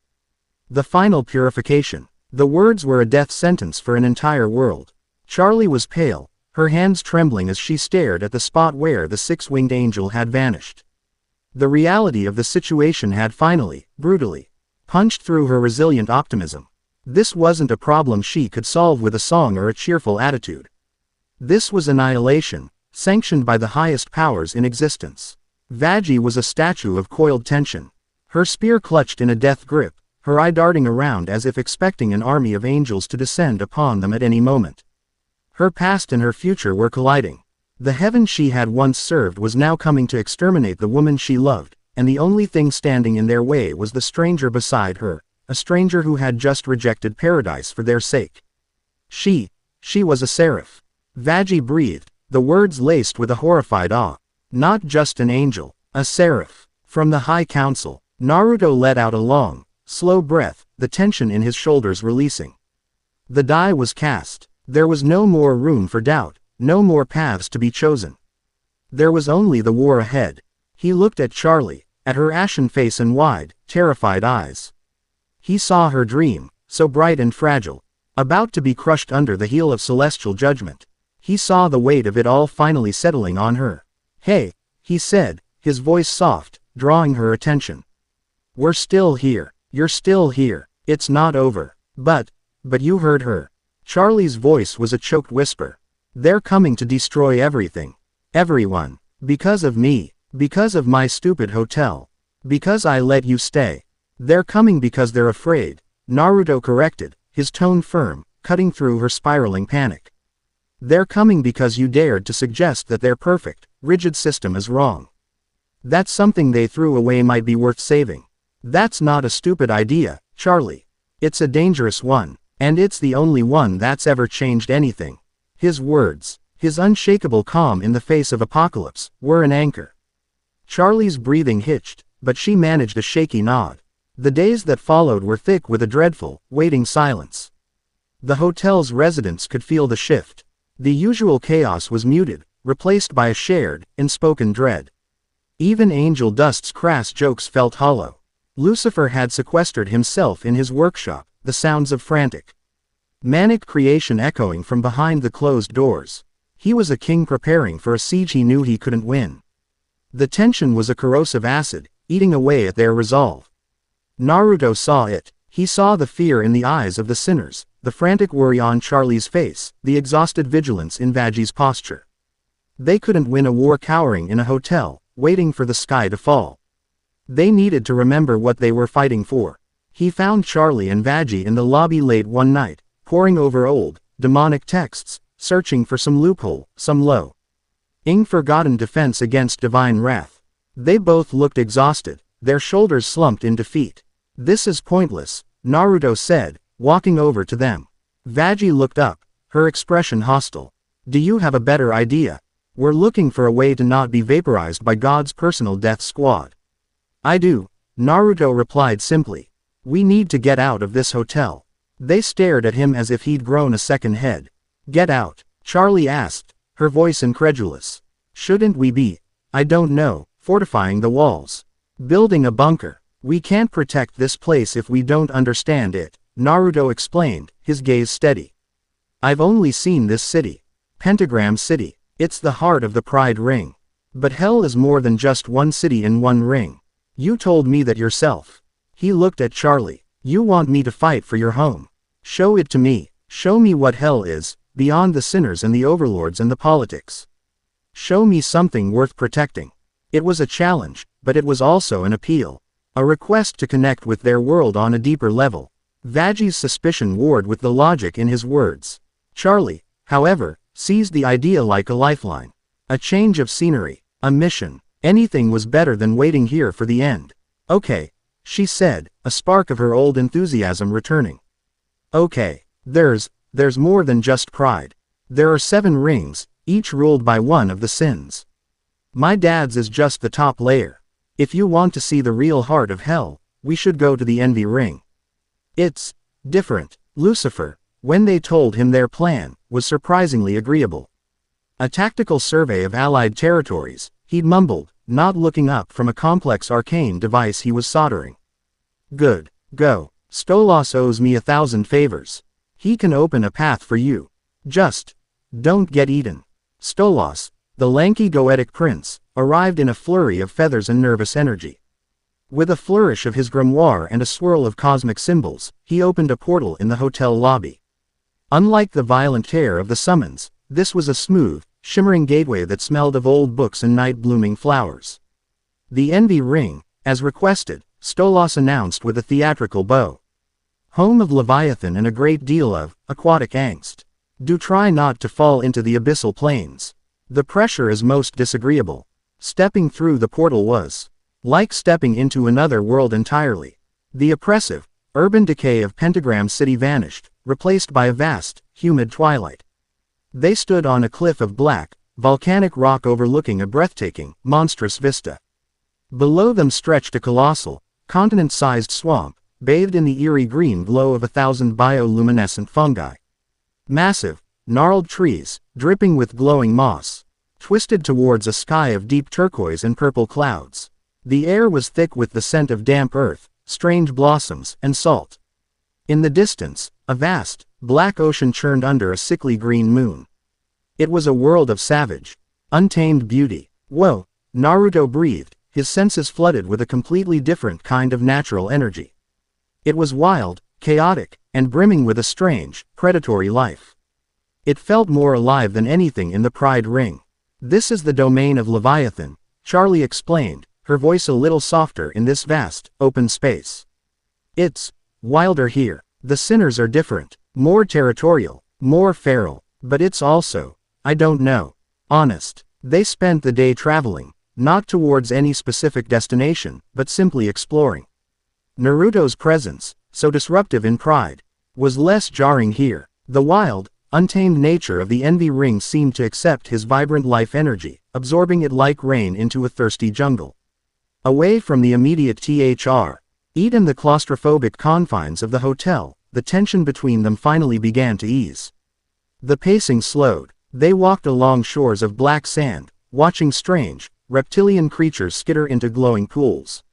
They navigated through forests of giant, pulsating mushrooms that cast shifting patterns of light on the ground. That night, they made camp on a high bluff overlooking the Black Ocean. Naruto, with a simple application of fire style, created a controlled, crackling campfire. The flames cast a warm, orange glow on their faces, a small bubble of intimacy in the vast, alien landscape. For a long time, they sat in silence, watching the waves crash against the rocks below. The only sounds were the fire, the ocean, and the distant cries of strange, unseen creatures. I've never really been out of Pentagram City, Charlie admitted, her voice quiet. Not like this. My dad always said it was too dangerous. That the other rings were too uncultured. He was trying to protect you, Vaggie said, poking the fire with a stick. Or he was trying to hide me, Charlie countered, a hint of her usual sadness in her voice. Keep his disappointing daughter out of sight. Naruto listened, saying nothing. He recognized the feeling, the loneliness of being set apart, of being defined by your lineage or the power you held. He doesn't think you're a disappointment, Naruto said finally. All eyes turned to him. He's terrified. I saw it in his eyes when he summoned me. He's a king who's about to lose his kingdom, and a father who's about to lose his daughter. He's just too proud to admit he doesn't know what to do. His words, spoken with such simple, emotional clarity, seemed to lance a boil. Charlie looked stunned, as if she'd never considered her father's actions from a perspective of fear, only disapproval. The fire crackled. The silence that followed was different. Less tense, more thoughtful. "What about you?" Vaggie asked, her gaze fixed on him, her tone less accused. Atori and more genuinely curious than it had ever been. "You show up here, beat down Heaven's army, stare down the V's, and then turn down a one-way ticket back to paradise. All for a place you've never seen and two people you just met. Why?" It was the question that had been burning in her mind for days. Naruto stared into the flames, the firelight dancing in his blue eyes. He was quiet for a long time, gathering his thoughts. When he spoke, his voice was low, devoid of any bravado or pretense. "Where I come from," he began, "I was an orphan. My parents died the day I was born, protecting our home. For a long time, I was alone. Everyone in my village, they looked at me with fear, with hatred. They saw me as a monster." He instinctively touched his stomach, where Kurama's seal had once been. They were right, in a way. I had a monster sealed inside me. A being of immense power and rage. It made me an outcast. A pariah. Charlie and Vaggie exchanged a look. The parallels to their own lives, to the scorn Charlie faced, to the way demons were viewed, were unmistakable. "All I ever wanted," Naruto continued, his voice thick with the memory of old pain, "was for someone to see me. Not the monster, not the hero, just me. I screamed and fought and acted like an idiot just so people would have to acknowledge I existed. The first person who ever did that, who ever told me I wasn't a monster, was my teacher. He treated me to ramen. It was the first time I felt like I wasn't alone in the world." He looked up from the fire, his gaze meeting theirs. "I spent my whole life fighting. Fighting for acknowledgement. Fighting to protect my friends. Fighting a war to save the world. And we won. I brought peace. I became the hero. But the fight was all I'd ever known. And after it was over, I was still the sage, the Jinchuriki. The hero. I was still set apart. I had friends, a family I'd built myself, but I was still lonely, in a way. The kind of lonely that only someone who can't be understood by anyone else can feel." He took a deep breath. "Then your father's ritual pulled me here. And the first thing I saw when I arrived, was her." He nodded at Charlie. "In the middle of all this despair and cynicism, I saw this one, tiny, ridiculously bright spark of hope. Someone who believed in redemption in a world literally designed for damnation. And then I saw you." He looked at Vaggie. "Someone willing to stand against anything and anyone to protect that hope, even a glowing stranger who just blew up your lightbulbs." He let out a small, humorless laugh. It was the most familiar thing I'd felt in years. A crazy, impossible dream and a fierce protector. It reminded me of home. Of my own team. He fell silent, the weight of his confession hanging in the air. He had laid his soul bare for them. The lonely boy, the outcast monster, the weary hero. It was Charlie who broke the silence, her voice thick with emotion. "You were never a monster, Naruto." Vaggie was staring at him. Her one good eye wide with a storm of emotions. Suspicion, respect, and a dawning, terrifying understanding. She finally spoke, her voice barely a whisper. "My fall. It wasn't some grand act of rebellion. I was an exorcist. We were culling a neighborhood. And I saw a child. A little sinner kid, hiding. It couldn't have been more than a few years old in demon terms. My partner, Lute, went to kill it. And I couldn't let her. I stopped her. I told her it was just a kid." Her hand went to the X over her eye. "She called me a traitor. Said I was tainted by hell's weakness. She tore my eye and my wings and left me to bleed out in an alley. For showing mercy. For one moment of it." Her voice broke. "Charlie found me. She didn't see a broken exorcist, a monster from the skies. She just saw someone who was hurt. She saved me." The three of them sat there, in the glow of the fire, their pasts laid bare. The lonely hero, the ridiculed princess, the fallen angel. Three outcasts, from three different worlds, bound together by a shared history of pain and a stubborn refusal to be defined by it. In that moment of shared vulnerability, under the green moon of a forgotten ring of hell, the union ceased to be a political proposal or a magical necessity. It became a choice, a desire. Naruto looked from Vaggie's fierce, tear-streaked face to Charlie's hopeful, compassionate one. His own weariness, the loneliness that had been his constant companion, seemed to recede. He had found it again. That feeling, something worth protecting. He reached out, his hand hesitating for a moment in the space between them. Charlie met him halfway, her smaller hand covering his. A moment later, Vaggie's hand, scarred and calloused, joined theirs, covering both. It wasn't a pact, it was a promise. I don't know what this union is supposed to look like, Charlie whispered, her thumb stroking the back of his hand. I don't know what the prophecies say. But I'm glad it was you they found. Me too, Vaggie added, her voice rough but sincere. Her gaze met Naruto's, and for the first time, there was no suspicion in it. Only a deep, profound connection. An acceptance. Naruto felt a warmth spread through his chest that had nothing to do with Kurama's chakra. It was something new, something he hadn't allowed himself to feel for a very long time. He looked at these two impossible women, one a demon of royalty, the other an angel of war, and he saw his future. Not a destiny forced upon him, but one he was choosing, right here, right now. He leaned forward, his eyes never leaving theirs. Me too. And he closed the small distance between them. The kiss was not a passionate explosion. It was shared, first with Charlie, a touch as gentle and hopeful as she was, and then with Vaggie. A kiss as fierce and certain as her loyalty. It was a quiet, profound confirmation, a sealing of a bond that transcended prophecy and politics.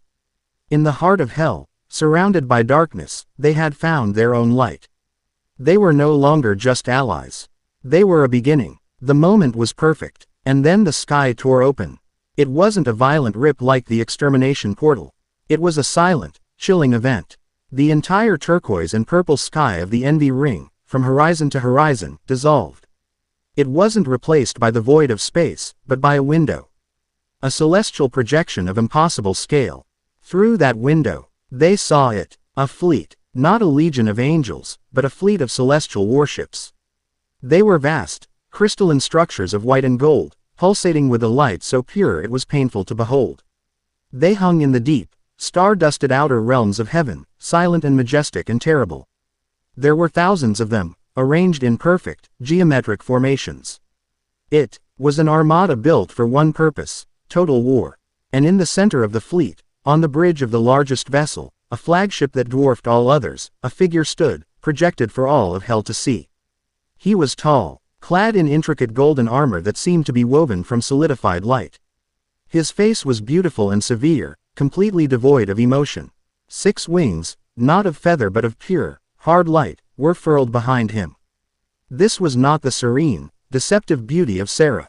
This was the cold, absolute perfection of a living weapon. This was Zerachiel. He didn't speak. He didn't have to. The image was the message. A declaration of intent. A flexing of cosmic muscle so overwhelming it was designed to crush all hope before the first blow was even struck. This was the might of heaven's militant heart. And it was coming for them. The projection held for a full minute, a silent, terrifying promise. Then, as silently as it had appeared, the sky knitted itself back together, returning to its normal, swirling colors. But the image was burned into their minds. The war was no longer a threat. It was an appointment. And it was here. Chapter 5 End. Chapter 6. A Council of Damnation. The Orny back to the Pride Ring was a silent, grim affair. The intimacy they had found around the campfire felt a lifetime away, scorched to ash by the terrifying celestial vision. Stolos's portal depots. ITED them back in the Hazbin hotel lobby, where the air was already thick with a citywide panic so potent it was almost a physical taste. Zerachiel's display hadn't just been for them. The projection had appeared in the skies above every single ring of hell simultaneously. It was a message to all the damned, your time is up. Lucifer met them the moment they stepped through. The manic energy of his workshop creations was gone, replaced by the grim, focused gravity of a king on the brink of war. His top hat was slightly askew, and there were grease stains on his pristine white suit. "I saw it," he said, his voice flat, devoid of any of his usual theatricality. "We all did." He was holding a strange, multifaceted crystal that pulsed with a faint light. "My contacts in the Silver City, the few I have left, they've confirmed it." That was Zerachiel's third armada. The Purifiers. Their primary weapons aren't lances of holy light. They fire beams of pure conceptual energy. Weapons that don't just kill demons. They unmake them, erase their essence from the cosmic record as if they never existed. The weight of his words settled in the room like a shroud. This wasn't about being killed and respawning. This was about total, irreversible annihilation. Charlie stared at her father, her newfound resolve hardening. "Then we have to fight them." Lucifer gave a bitter, weary laugh. "Fight them?" Charlie beamed. "With what? Hell's armies are a joke. They're a loose collection of privately owned gangs who spend most of their time fighting each other over scraps of territory. The overlords would sooner sell their own grandmothers for a Klondike bar than unite for a common cause. Against Zerachiel's armada, we might as well be throwing rocks. Then we make them unite," Naruto said. Every head turned to him. He stood in the center of the lobby, his expression calm but his eyes burning with an intensity that seemed to push back against the despair in the room. He had made his choice on that bluff in the envy ring.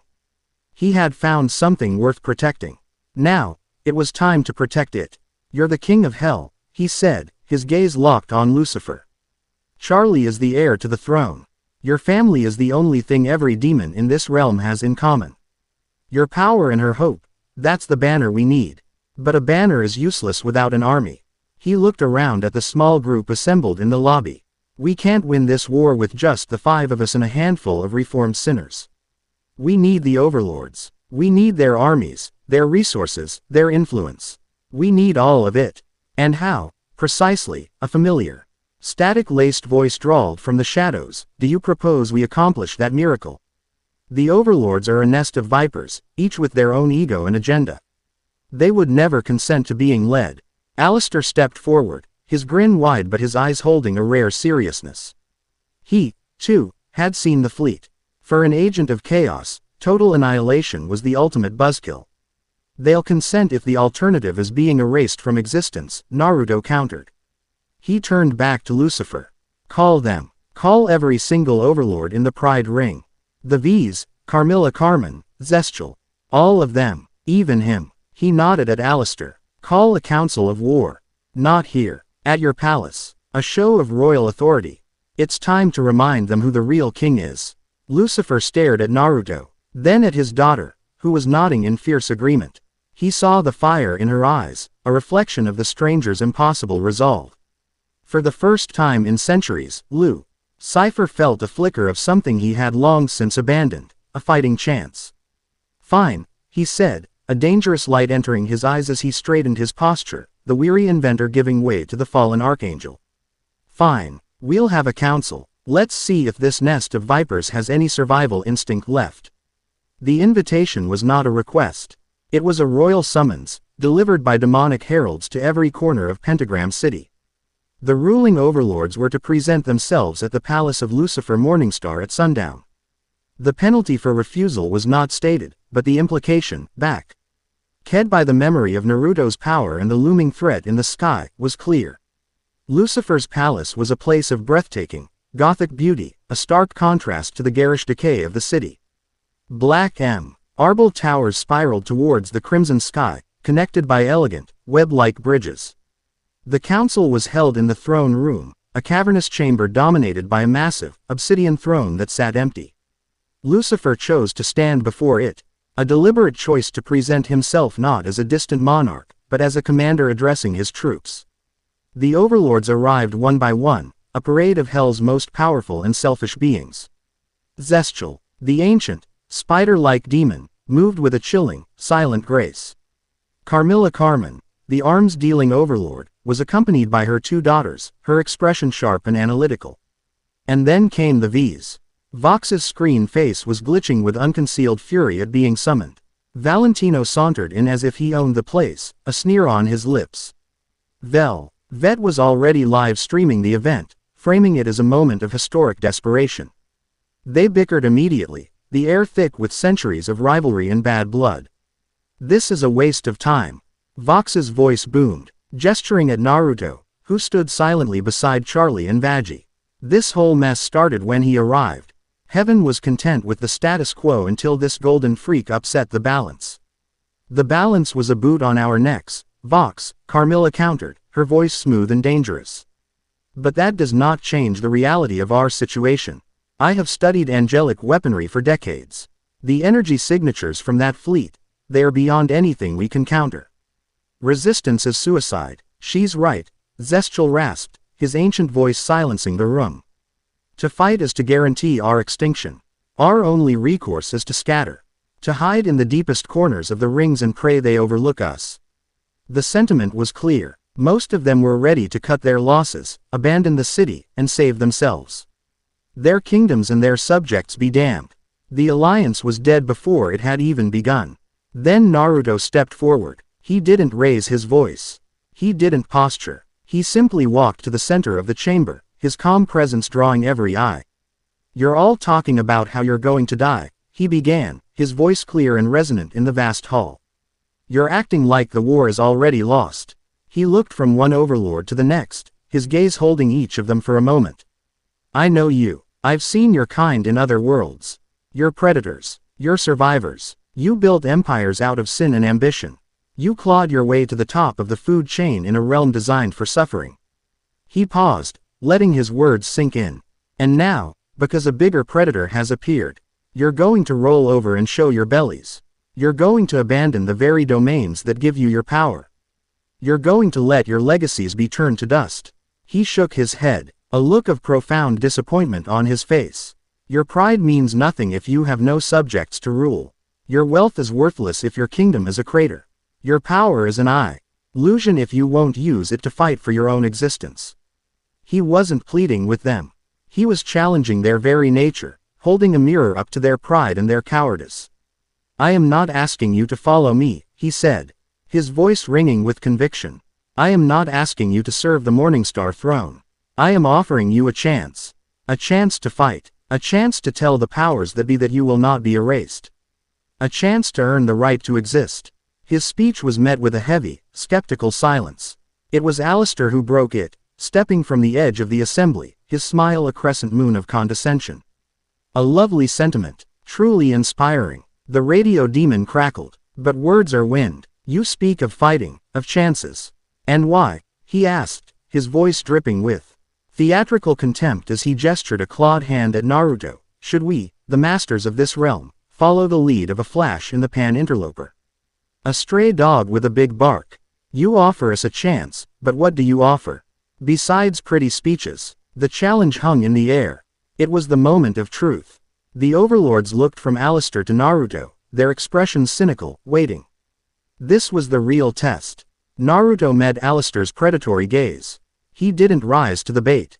He didn't get angry. He simply smiled, a small, confident smile that was more unnerving than any threat. "Because you're all bound," Naruto said, his voice quiet but carrying to every corner of the room. "Every one of you. You're bound by deals, by contracts, by rivalries, by the very sins that give you power." His eyes bore into Alistair's. "I know about your leash, radio demon. I can feel its chain around your soul. But I am not bound. I am free. And," he added, his voice dropping to a near whisper, "I am stronger than whatever it is that holds you." For the first time since anyone could remember, Alistair's smile faltered. His eyes widened almost imperceptibly, and the static around him hissed like a cornered snake. Naruto hadn't just addressed him. He had seen through him, had spoken aloud the one truth the radio demon kept buried deeper than any secret. He had exposed his gilded cage. But words were not enough. He needed to show them. "You want to know what I offer?" Naruto asked the assembly, his voice rising again. "I offer this." He closed his eyes. He took a deep breath, drawing in not just the air, but the very essence of the room. And then he released his power. It was not the explosive eruption he'd unleashed against the exorcists. It was not a weapon. It was a flood. The full, unrestrained chakra of his six paths sage mode. The boundless life energy of a living god, washed through the throne room. It was a silent, golden tsunami of pure, vital force. The effect was instantaneous and overwhelming. The demonic overlords, beings forged from sin, negativity, and spiritual decay, were suddenly drowning in an ocean of its polar opposite. It didn't burn them. It didn't harm them. It suffocated them. Their own dark energies were dwarfed, suppressed, and nullified by the sheer, overwhelming tide of life. Vox's screen face fizzled, displaying nothing but a cascade of golden static. Valentino's pheromones were neutralized, his cloying aura vanishing as he choked on air that suddenly felt too pure to breathe. Velvet dropped her phone, her hands shaking. Carmilla Carmen took a step back, her professional composure shattered by a power that defied all her analysis. Zestial, the Ancient One, bowed his head, his many eyes wide with a terror he had not felt in millennia. Alistair was brought to one knee, his shadowy form flickering violently, the static around him silenced for the first time in memory. For a long, eternal moment, the overlords felt something they had forgotten, or perhaps never known. They felt clarity. The rage, the greed, the envy, the pride, the very foundations of their being, were washed away, leaving them exposed and small. They felt a profound serenity, and in that serenity, a terrifying, absolute sense of their own relative smallness in the face of the power that now filled the room. This was not the power of a demon or an angel. This was the power of creation itself. As quickly as it had come, the pressure receded.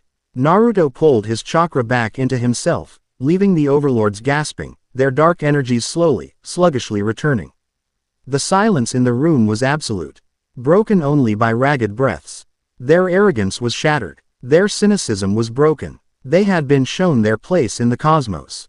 Naruto stood in the center of it all, his expression calm, his breathing even. He hadn't moved a muscle. It was Carmilla Carmen who spoke first, her voice strained but her eyes sharp with a new, pragmatic understanding. His power is a strategic asset we cannot afford to waste, she stated, a simple declaration of fact. She looked at Naruto, then at Lucifer. I am in. My forges and my armies are at your disposal. One by one, grudgingly, but with the undeniable logic of survival, they agreed. Zestial gave a slow, deliberate nod. The V's, fuming but seeing no other option, fell in line. Vox, through a screen of static, spat out his acquiescence. Their pride was wounded, but their survival instinct had won. Alistair, slowly getting to his feet, was the last. He straightened his jacket, his smile returning, but it was different now. Tighter, more calculating. The amusement was gone, replaced by a chilling, obsessive fascination. He had just met a power that could potentially break his chains. Following Naruto was no longer about entertainment. It was about opportunity. Well, he crackled, his voice regaining its composure. It seems we have a consensus. An unholy alliance. How delightfully dramatic. An army had been forged. A council of damnation, united not by loyalty, but by a shared enemy and a healthy dose of terror. Lucifer, standing before his throne, looked at the assembled overlords, at his daughter, at Vaggie, and finally at Naruto. For the first time, he allowed himself a sliver of hope. The chapter ends with a wide, cinematic shot. The disparate, monstrous armies of Hell's overlords are beginning to mass in the plazas and streets around Lucifer's palace. The legions of the V's, sleek and robotic. Carmilla's soldiers, clad in angelic steel. Zestial's ancient, shadowy horrors. A chaotic, terrifying, but united front. And on a high balcony of the palace, they all looked up. In the crimson sky, the first signs of the invasion were appearing. Not a single tear this time, but a dozen, 100. 1,000 pinpricks of golden light, like a new and terrible constellation being born. The celestial fleet was beginning its descent. All of hell turned its eyes to the balcony, to the small group standing there. To their king, their princess, and their strange, golden champion who was now, undoubtedly, their commander. The war had begun. Chapter 6 End. Chapter 7. The Sage and the Seraphim. The sky broke. It did not tear or rip. It shattered like a pane of glass struck in 1,000 places at once. The pinpricks of golden light bloomed into shimmering, stable portals, and through them, the third armada descended. The celestial warships, silent and majestic in the vacuum of space, entered Hell's atmosphere with a sound like tearing reality, a low, gut-vibrating hum that shook the city to its foundations. The war for Hell had begun. From the high balcony of Lucifer's palace, Naruto watched the fleet arrange itself in a perfect, implacable grid above Pentagram City. They were not descending to street level. They were positioning for orbital bombardment. This was not a cull, it was a sterilization. They're not engaging directly, Vaggie said, her voice tight, her hand gripping the shaft of a new weapon. Carmilla's forges, working overnight, had created a spear for her, a long, black polearm of enchanted steel, with a tip of refined angelic silver from her own broken spear. Naruto had infused it with a sliver of his own chakra, and the weapon now thrummed with a deadly hybrid energy. They mean to level the city from above. Arrogant, Naruto stated, his eyes narrowed on the flagship. A colossal vessel that hung directly above the palace district like a second, deadlier moon. They think we can't reach them. Down below, the unholy alliance held its breath. The assembled armies of the overlords looked up, their bravado from the council chamber curdling into raw, primal fear. They were forces of chaos, built for street brawls and turf wars. The sheer, disciplined ska of the enemy they faced was beyond their comprehension. Vox, you have command of communications, Lucifer's voice boomed over the network, his tone imbued with a royal authority he hadn't used in centuries. I want every sinner in this city in a shelter. Carmilla, your forces have the angelic steel. You are the front line. Engage any ground troops they send. Zestial, your people know the shadows. Harass their flanks. Alistair, yes, your majesty. The radio demon's voice crackled over the comms, dripping with mock subservience. So chaos, Lucifer commanded. That is all. Just be the wrench in their perfect machine. With absolute pleasure, Alistair chirped. As the orders were given, the first volley was fired. From the bellies of the warships, beams of pure, white light shot downwards. They struck the outer districts of the city, and the effect was chilling. There was no explosion, no fire, no shockwave. There was only erasure. Buildings, streets, everything the beams touched simply vanished, leaving behind perfectly smooth, glassy craters of obsidian. The silence of the destruction was more terrifying than any sound. We need to get up there, Naruto said, his gaze fixed on the flagship. The battle will be won or lost on that bridge. If we take out Zerachiel, the fleet will fall into disarray. And how do we get up there? Charlie asked, her own form flickering with a nervous, powerful energy. Since the journey to the Envy Ring and the bonding by the fire, her control over her demonic heritage had solidified. She was no longer just a hopeful princess, a queen was beginning to emerge. They're thousands of feet up. Naruto looked at Lucifer. Can you fly that high? Lucifer's 6 majestic, shadowy wings unfurled behind him. With pleasure, he looked at Naruto. But you're the main target. You won't be able to get close. I don't need to, Naruto said, a plan forming. I just need to give them a target they can't ignore. He turned to Charlie and Vaggie. You two are with me. Lucifer, you're our ride. Down in the streets, the battle began in earnest. As the orbital bombardment continued, smaller portals opened at ground level, and legions of exorcists poured out. A tide of black and white sent to mop up any survivors. Carmilla's forces met them head-on, the clash of demonic legions and angelic soldiers a brutal, grinding melee. Alistair was a whirlwind of chaos. He wasn't fighting a battle, he was conducting a symphony of madness. He flickered through the shadows, his tendrils of dark energy snatching angelic weapons, his voice broadcasting maddening, discordant music directly into the exorcists' comms.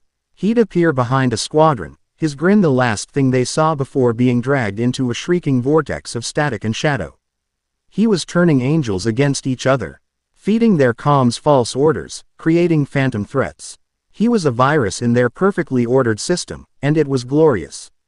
Vaggie, too, was a force of nature. She led a squadron composed of the hotel's residents, Husk providing air support with thrown explosives, Angel Dust laying down suppressing fire with a half-dozen firearms, and a motley crew of sinners who had been inspired to fight. She was no longer the broken, hesitant angel. She was a Valkyrie of the damned. She moved with the grace of her angelic training but fought with the fury of a demon. Her new spear a blur of black and silver. She was a bridge between two worlds, and she was turning her pain into a weapon. But the real battle was in the sky. Lucifer, carrying Naruto, Charlie, and Vaggie, shot upwards like a black comet. They were immediately targeted. Dozens of smaller, single-pilot angelic fighters broke from the fleet to intercept them. "Hold on," Lucifer yelled, as he weaved and dodged through a storm of holy energy blasts. "Vaggie, with me," Charlie shouted. Her form shifted, her horns growing longer, her suit melting away into a majestic, regal dress of crimson and black. Her own wings, similar to her father's but burning with a reddish, hopeful light, unfurled. She and Vaggie launched from Lucifer's back, becoming a two-woman fighter wing. Vaggie, with her precise, military flying, drew the enemy's fire while Charlie unleashed waves of pure, chaotic demonic energy, her power a wild, untamed force that the angels' rigid formations couldn't predict. Their diss track, Tian, gave Naruto and Lucifer the opening they needed. They broke through the fighter screen, heading straight for the flagship. The ship's main cannons turned to track them. "They're locking on," Lucifer yelled. "Good," Naruto said grimly. He held out his hands, and Kurama's chakra poured out of him, forming a massive, spectral, nine-tailed fox avatar around them. The Kurama avatar, glowing with the golden light of Six Paths Sage Mode. It roared, a sound of pure, primordial power, and met the warship's main cannon blast head-on with a tailed beast bomb. The resulting explosion was colossal, a starburst of gold and white that outshone the fires of hell below. The force of it rocked the entire armada. Inside the flagship's bridge, it was a scene of cold, sterile order. Angels in pristine white uniforms worked at crystalline consoles. In the center of it all, on a raised command throne, sat Zerachiel. He hadn't moved. He watched the Kurama avatar on the main view screen, his beautiful, air face completely devoid of expression. His power is chaotic and immense. A subordinate, the Seraph Sarah, reported from her station.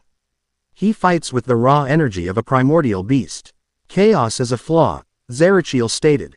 His voice a calm, resonant monotone. "It is unpredictable, but it is also inefficient.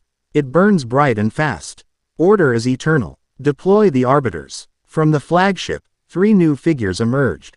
They were identical to Zerachiel in form. Golden armor, 6 wings of hard light, but smaller.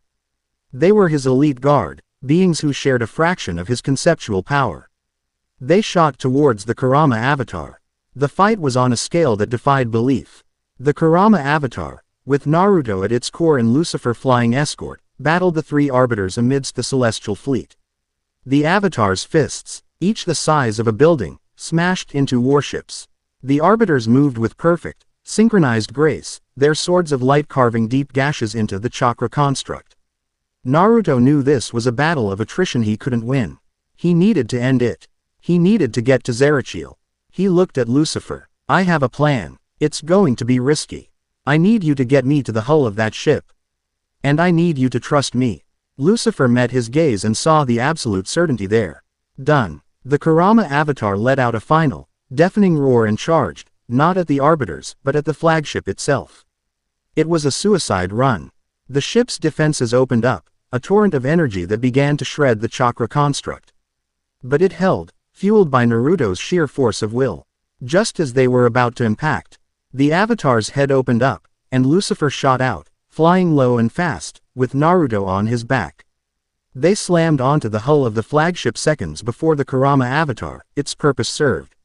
Finally destabilized and exploded, the blast taking 2 of the arbiters and a dozen smaller ships with it. They were on the flagship. Alarms blared. Angelic soldiers swarmed their position. Lucifer fought with the fury of a cornered king, his hellfire a stark contrast to the angel's holy light. Naruto ignored them. He placed his hand on the crystalline hull of the ship. "Stand back," he warned. He closed his eyes, molding his chakra. Not into a bomb or a blade.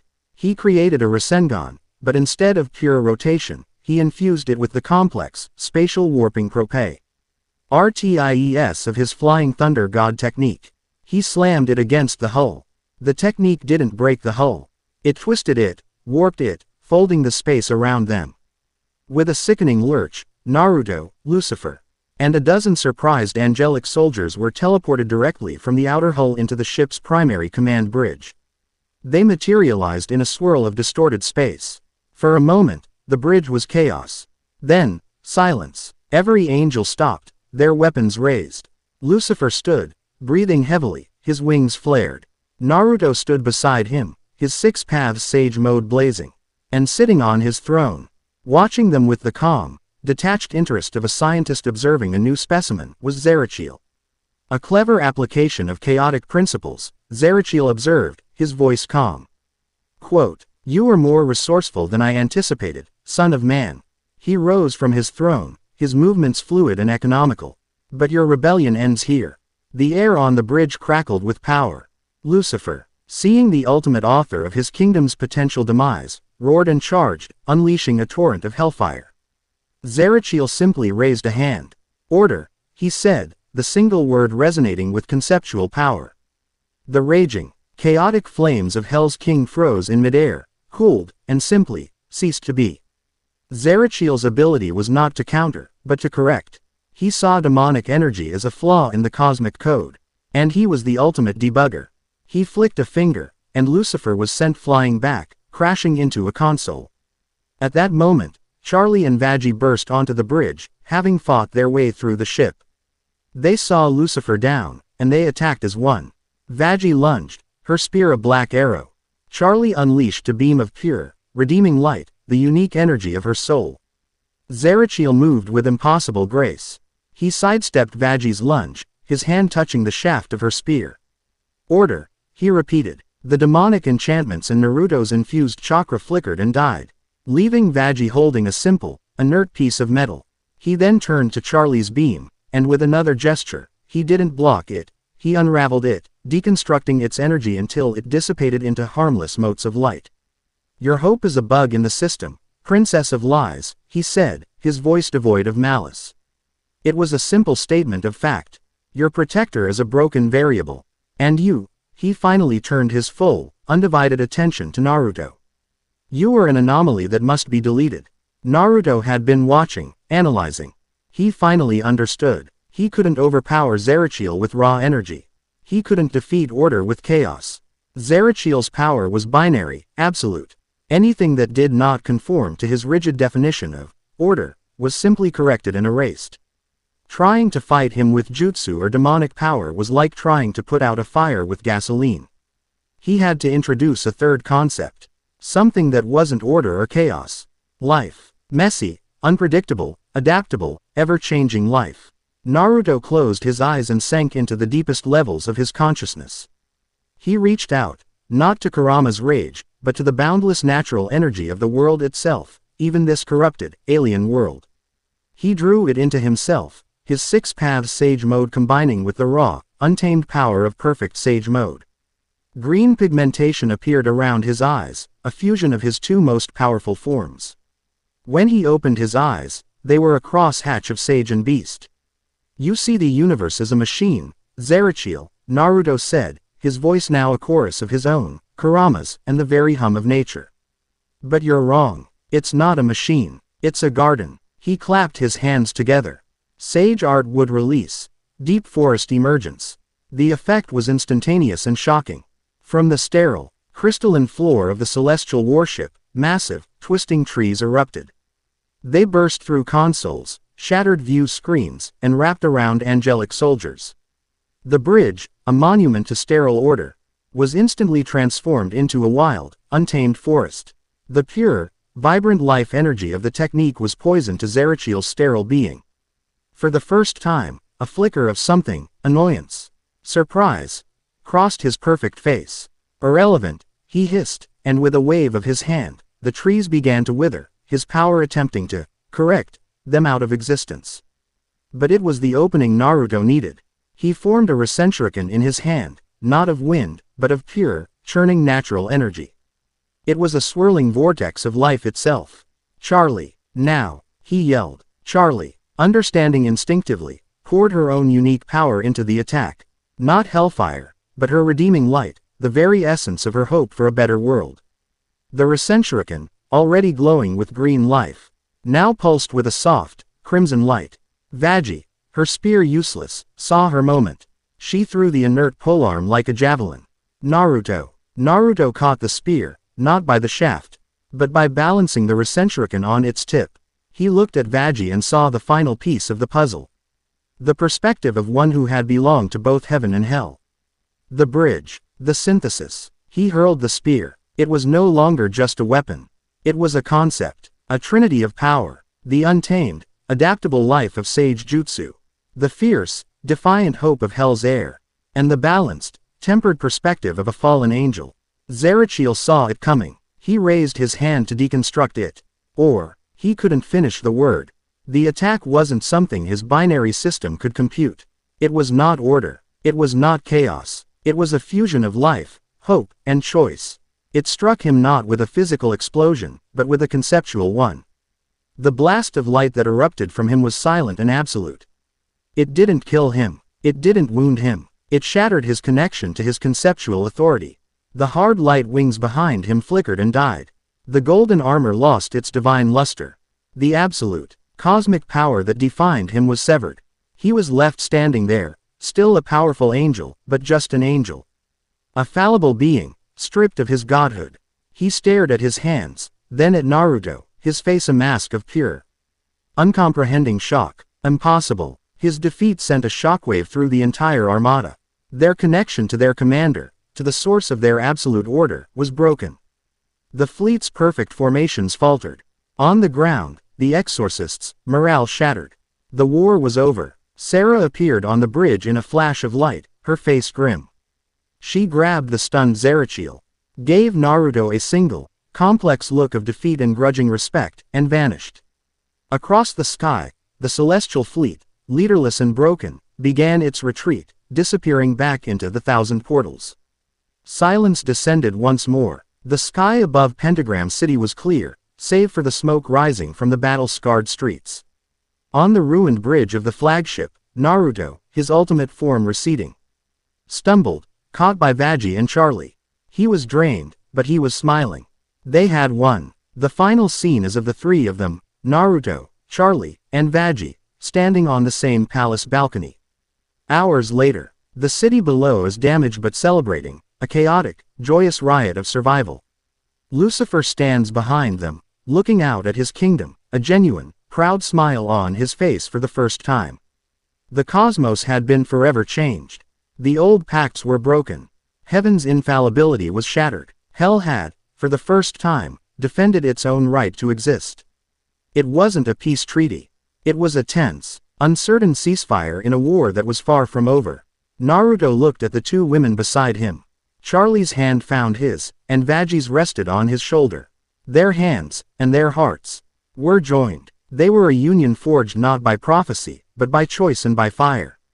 A mortal sage, a demon princess, and a fallen angel. The new, unlikely, and undisputed ruling triumvirate of hell. Their journey was just beginning. Chapter 7 End.